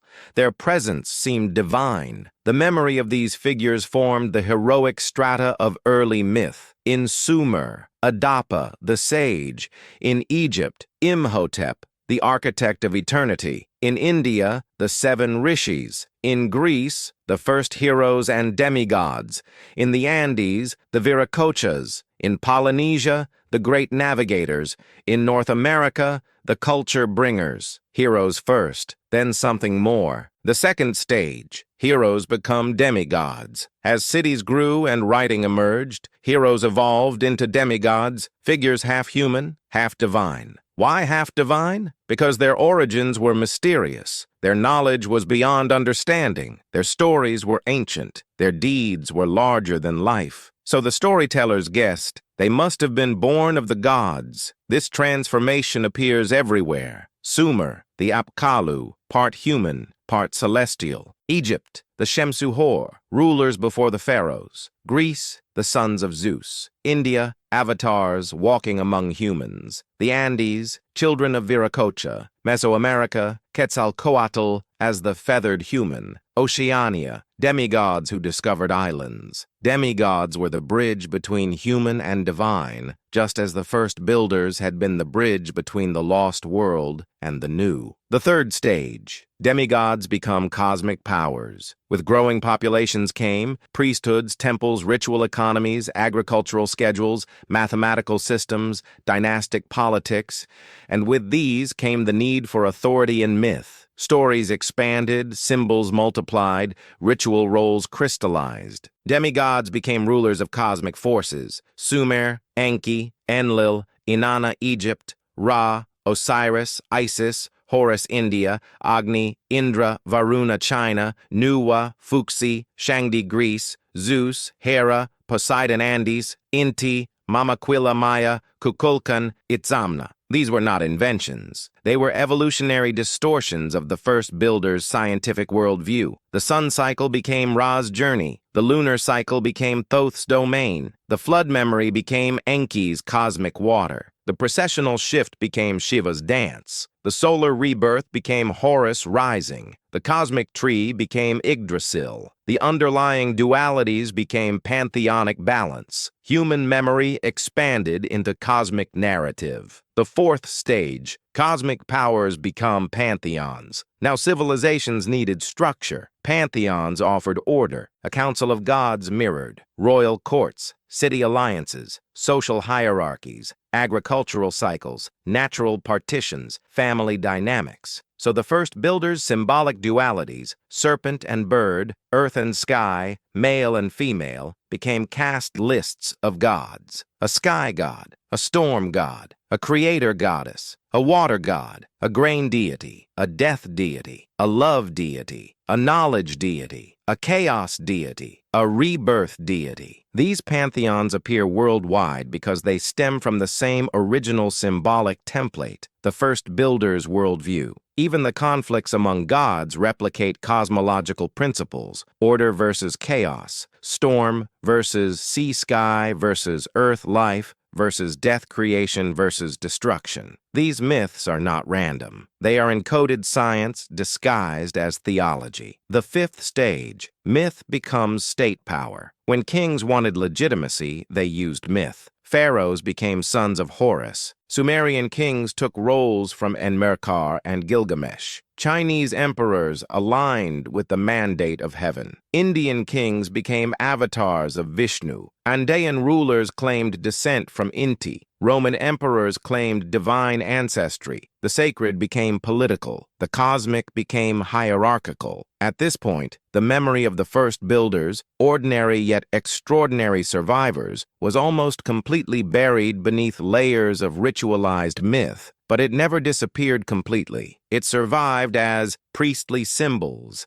astronomical traditions, creation cycles, ritual geometry, sacred numbers, ancestral legends, shadow figures in the pantheon, demigod myths, flood stories. It survived in fragments, embedded so deeply into human culture that we still carry them today. The archetypes of the lost world. Let's examine the key mythic archetypes that began as memories of real people. 1. The sky teacher, the astronomer priest, the navigator, the one who understood the heavens. In myth, this became Thoth Enki Oannes Viracocha Kukulkan Fuxi. These were not gods originally, but scientists, sky readers, teachers. 2. The builder, the stoneworker, the architect, the master of geometry. In myth, Ptah, Imhotep, Hephaestus, Vishwakarma, Viracocha as the stonemason. These were descendants of first builder engineering traditions. 3. The flood survivor, a real figure, one who witnessed the cataclysm. In myth, Utnapishtim, Manu, Noah, Deucalion, Nuu, Polynesia. This memory echoes around the world. 4. The cosmic mother, originally the earth principle, giver of life, source of regeneration. In myth, Isis, Inanna, Parvati Gaia,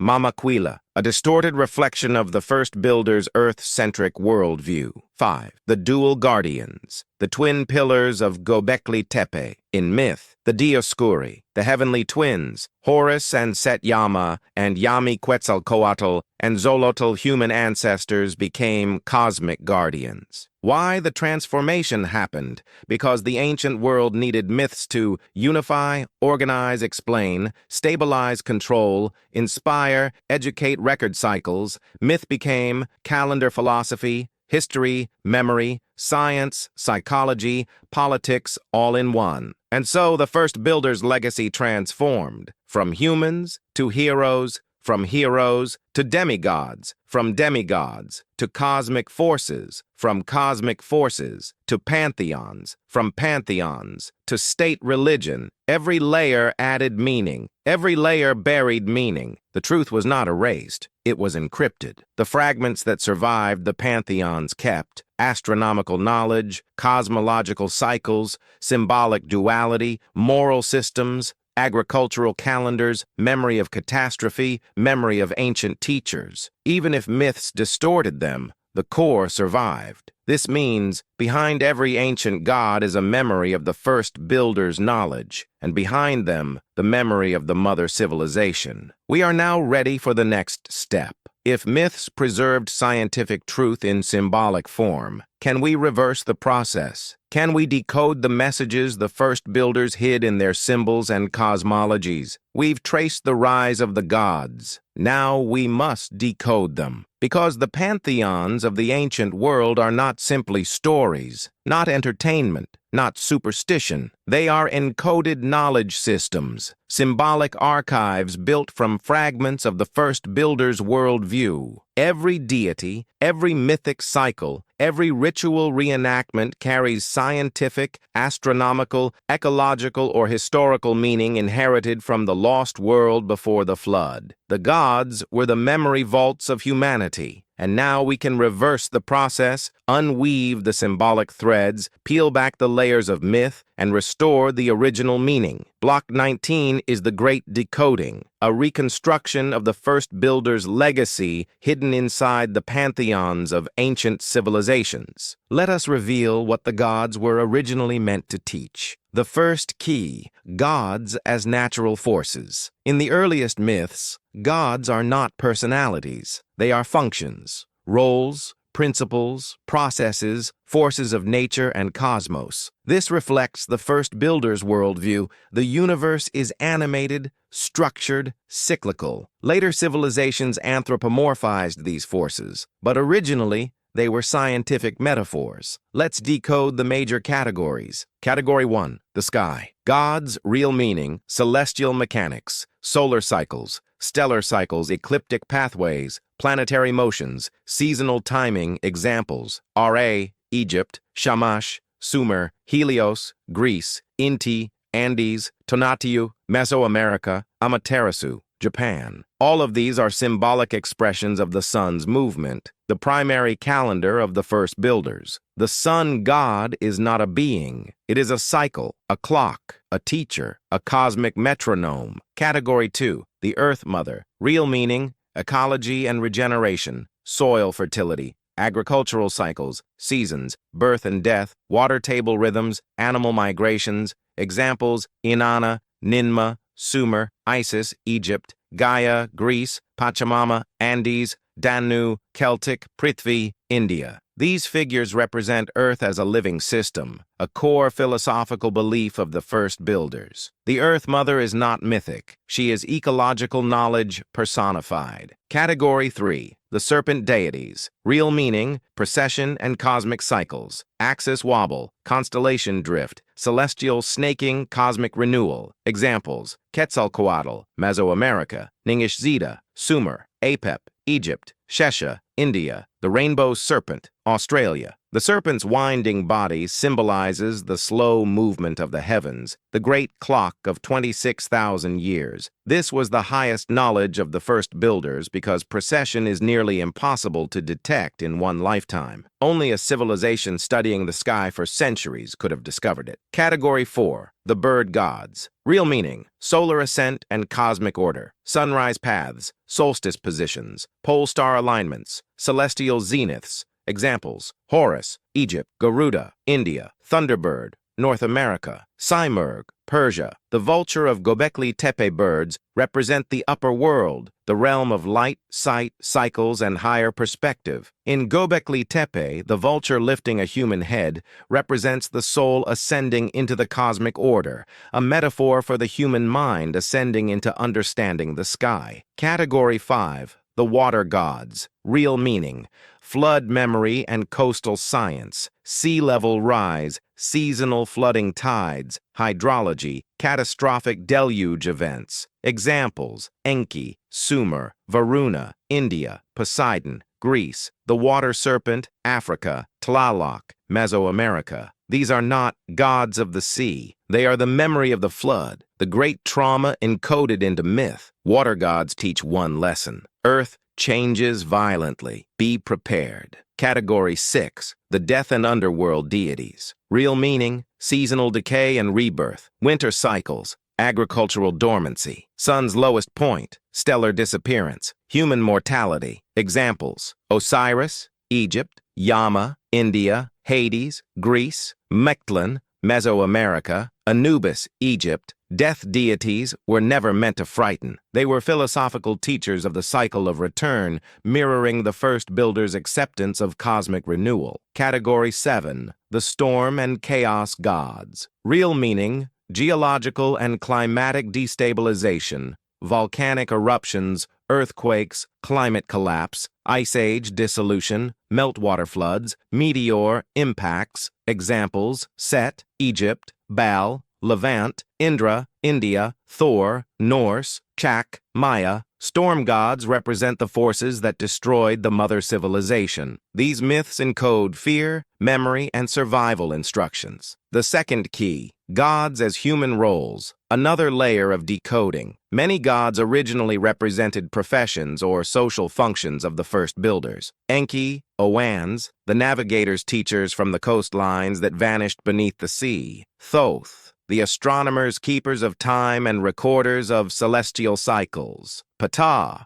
Vishwakarma, the builders, architects of stone, inheritors of pre-flood engineering traditions. Isis, Inanna, the resource, stewards, guardians of agriculture, plant cycles, ecological knowledge. Horus, the sky observers, those who tracked solar arcs and stellar rising points. Anubis, the memory keepers, those who preserved the rites of transition, burial, and legacy. The pantheons are not supernatural families. They are symbolic reflections of human expertise passed down from the first builders. The third key: gods as memory encryption. Myths solved a problem. How do you preserve knowledge when you have no writing? Answer: turn knowledge into stories so memorable that they cannot be forgotten. A serpent swallowing the sun, a metaphor for eclipses; a god dying and rising, a metaphor for seasons; a sky father battling an earth mother, a metaphor for atmospheric cycles; a flood sent by the gods, a real geological memory; gods battling giants, humanity facing ice age megafauna; dragons falling from the sky, meteor impacts and air bursts;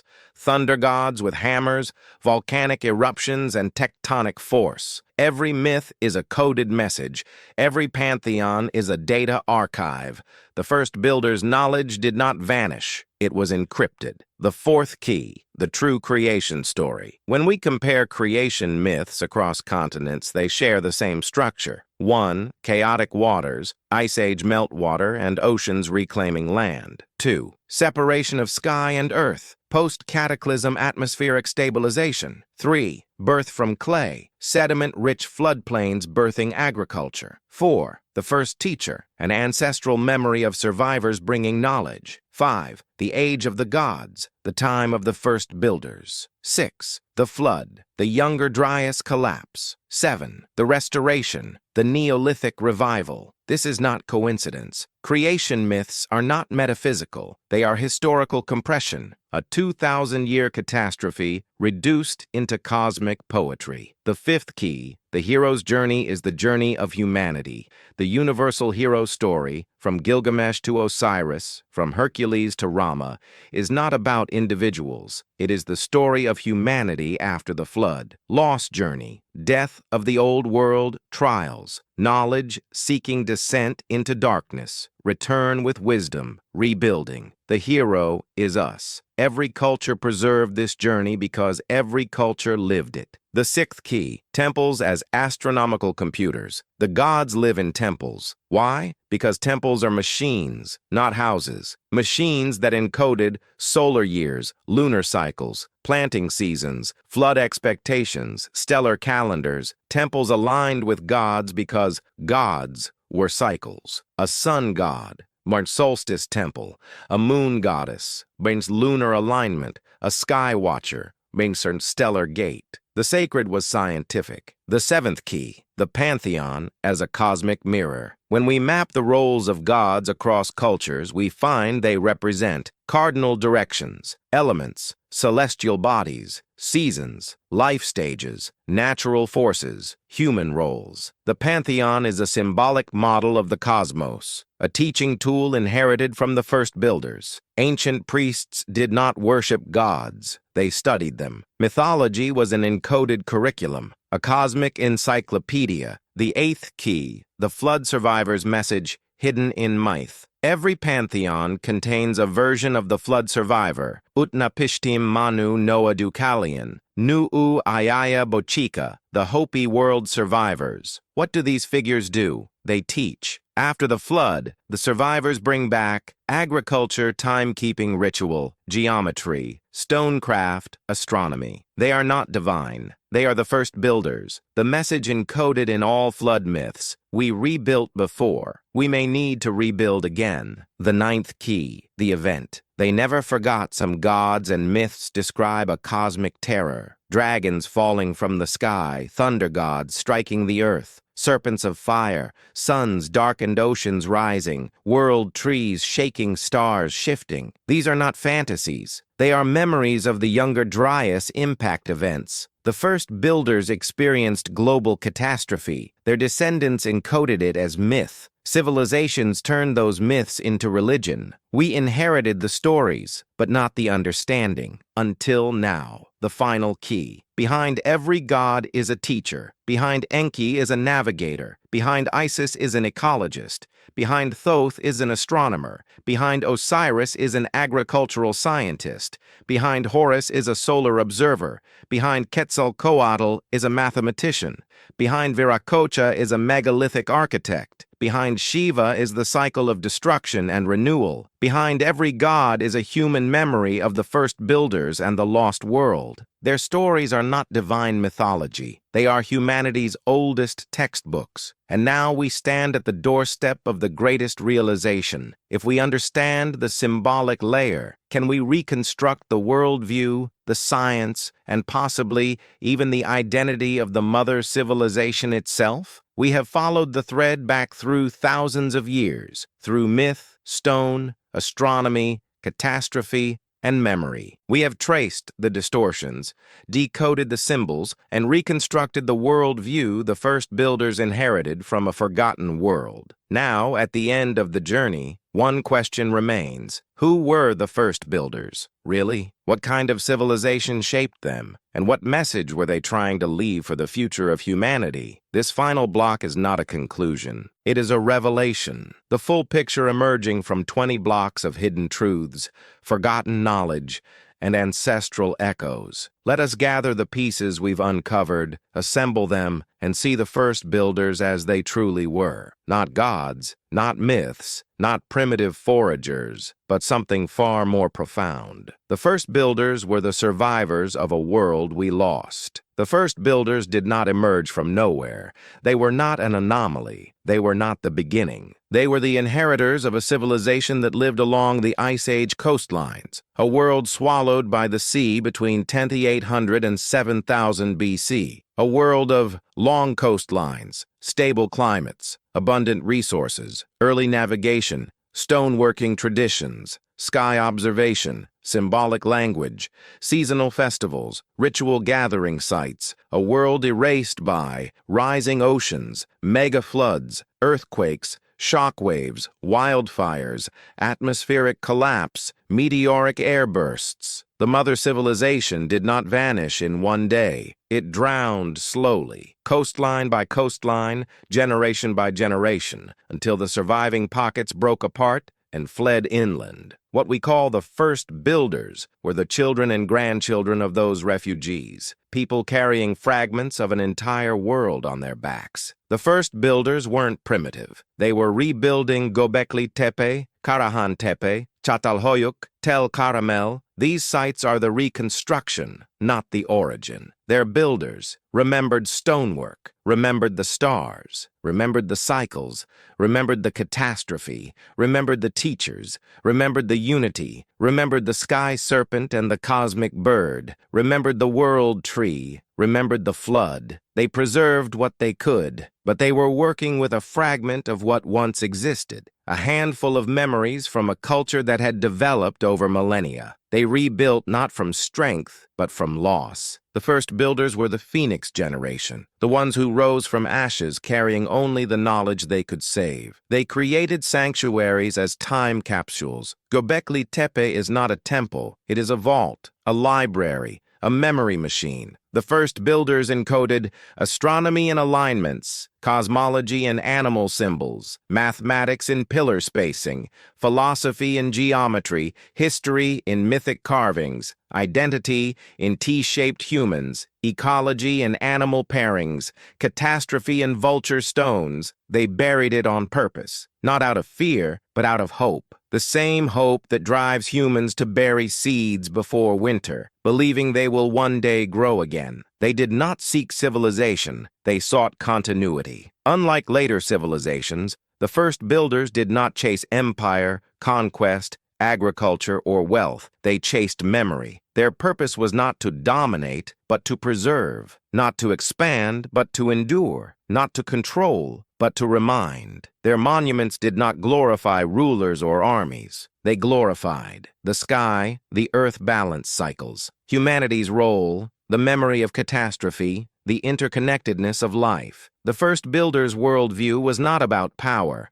It was about continuity. They saw themselves as bridges, not beginnings. Every pillar of Göbekli Tepe is shaped like a person, but with no face. Why? Because the identity is not individual. It is collective. It is the archetype of humanity as mediator between the heavens and the earth, between the past and the future. This was their message. We are the bridge between worlds. We inherit knowledge from the past and prepare knowledge for the future. This was their mission, to serve as a relay point in the great cycle of civilization, the message they left behind. Now we understand what the first builders were truly saying, not in words, but in stone. Their message can be distilled into 10 profound truths. 1. Civilization is not new, it is cyclical. We rise, fall, and rise again. We are older than our history books admit. 2. Catastrophes shape humanity more than empires do. The flood defined us more than kings or dynasties. 3. Knowledge must be preserved across ages, not just for one generation. This is why they built with stone, why they buried their sanctuaries, why they encoded cosmology in symbols. 4. The sky is the master clock of human destiny. Track the heavens, and you understand cycles. Ignore them, and you repeat the mistakes of the past. 5. Earth is alive, and we are guests, not owners. A philosophy lost in industrial times, but essential for the future. Humanity is strongest when united, not divided. The builders had no kings, no armies, no lords. Their sanctuaries were communal, circular, inclusive. 7. Memory is sacred. They encoded their trauma in symbols not to worship it, but to warn future ages. 8. The gods were never gods. They were knowledge personified, cosmic principles, natural forces, ancestral memories, a library disguised as mythology. 9. The first builders believed future humans would rediscover their meaning. This is why their symbols reappear worldwide, why their worldview echoes through every ancient culture, why their sites were preserved with such care. 10. The mother civilization will rise again, not physically, but philosophically. The seeds they planted were never meant for their age. They were meant for ours. The first builder's legacy is us, every modern scientific discipline, astronomy, geometry, agriculture, navigation, anthropology, carries an echo of the worldview they preserved. Every temple ever built, from Sumer to Egypt, from the Maya to the Andes, is a reinterpretation of their blueprint. Every myth, from the flood to the world tree to the sky serpent, is a distorted memory of their inherited knowledge. We are not separate from them. We are their continuation, their hope fulfilled, their message heard, their mission alive. The final revelation, what it means for our future. If the first builders could speak to us now, their message would be simple. You have entered another turning of the great cycle. Remember us. Remember what was lost. Remember what we saved. And prepare wisely, for the cycle always returns. Because the true legacy of the first builders is not stone, myth, or astronomy. It is the realization that humanity can begin again, that civilizations can fall and be reborn, that knowledge can be preserved through darkness, that memory can outlive catastrophe, that humanity is older, wiser, and more resilient than any empire, any boundary, any age. The first builders were not the beginning of civilization. They were the guardians of one far older, and now their story, buried for nearly 12,000 years, is finally told. Not as myth, not as fantasy, but as legacy. A legacy that belongs to all of us. The civilization before Sumer was not the first. It was merely the last echo of a world humanity has almost forgotten, until now.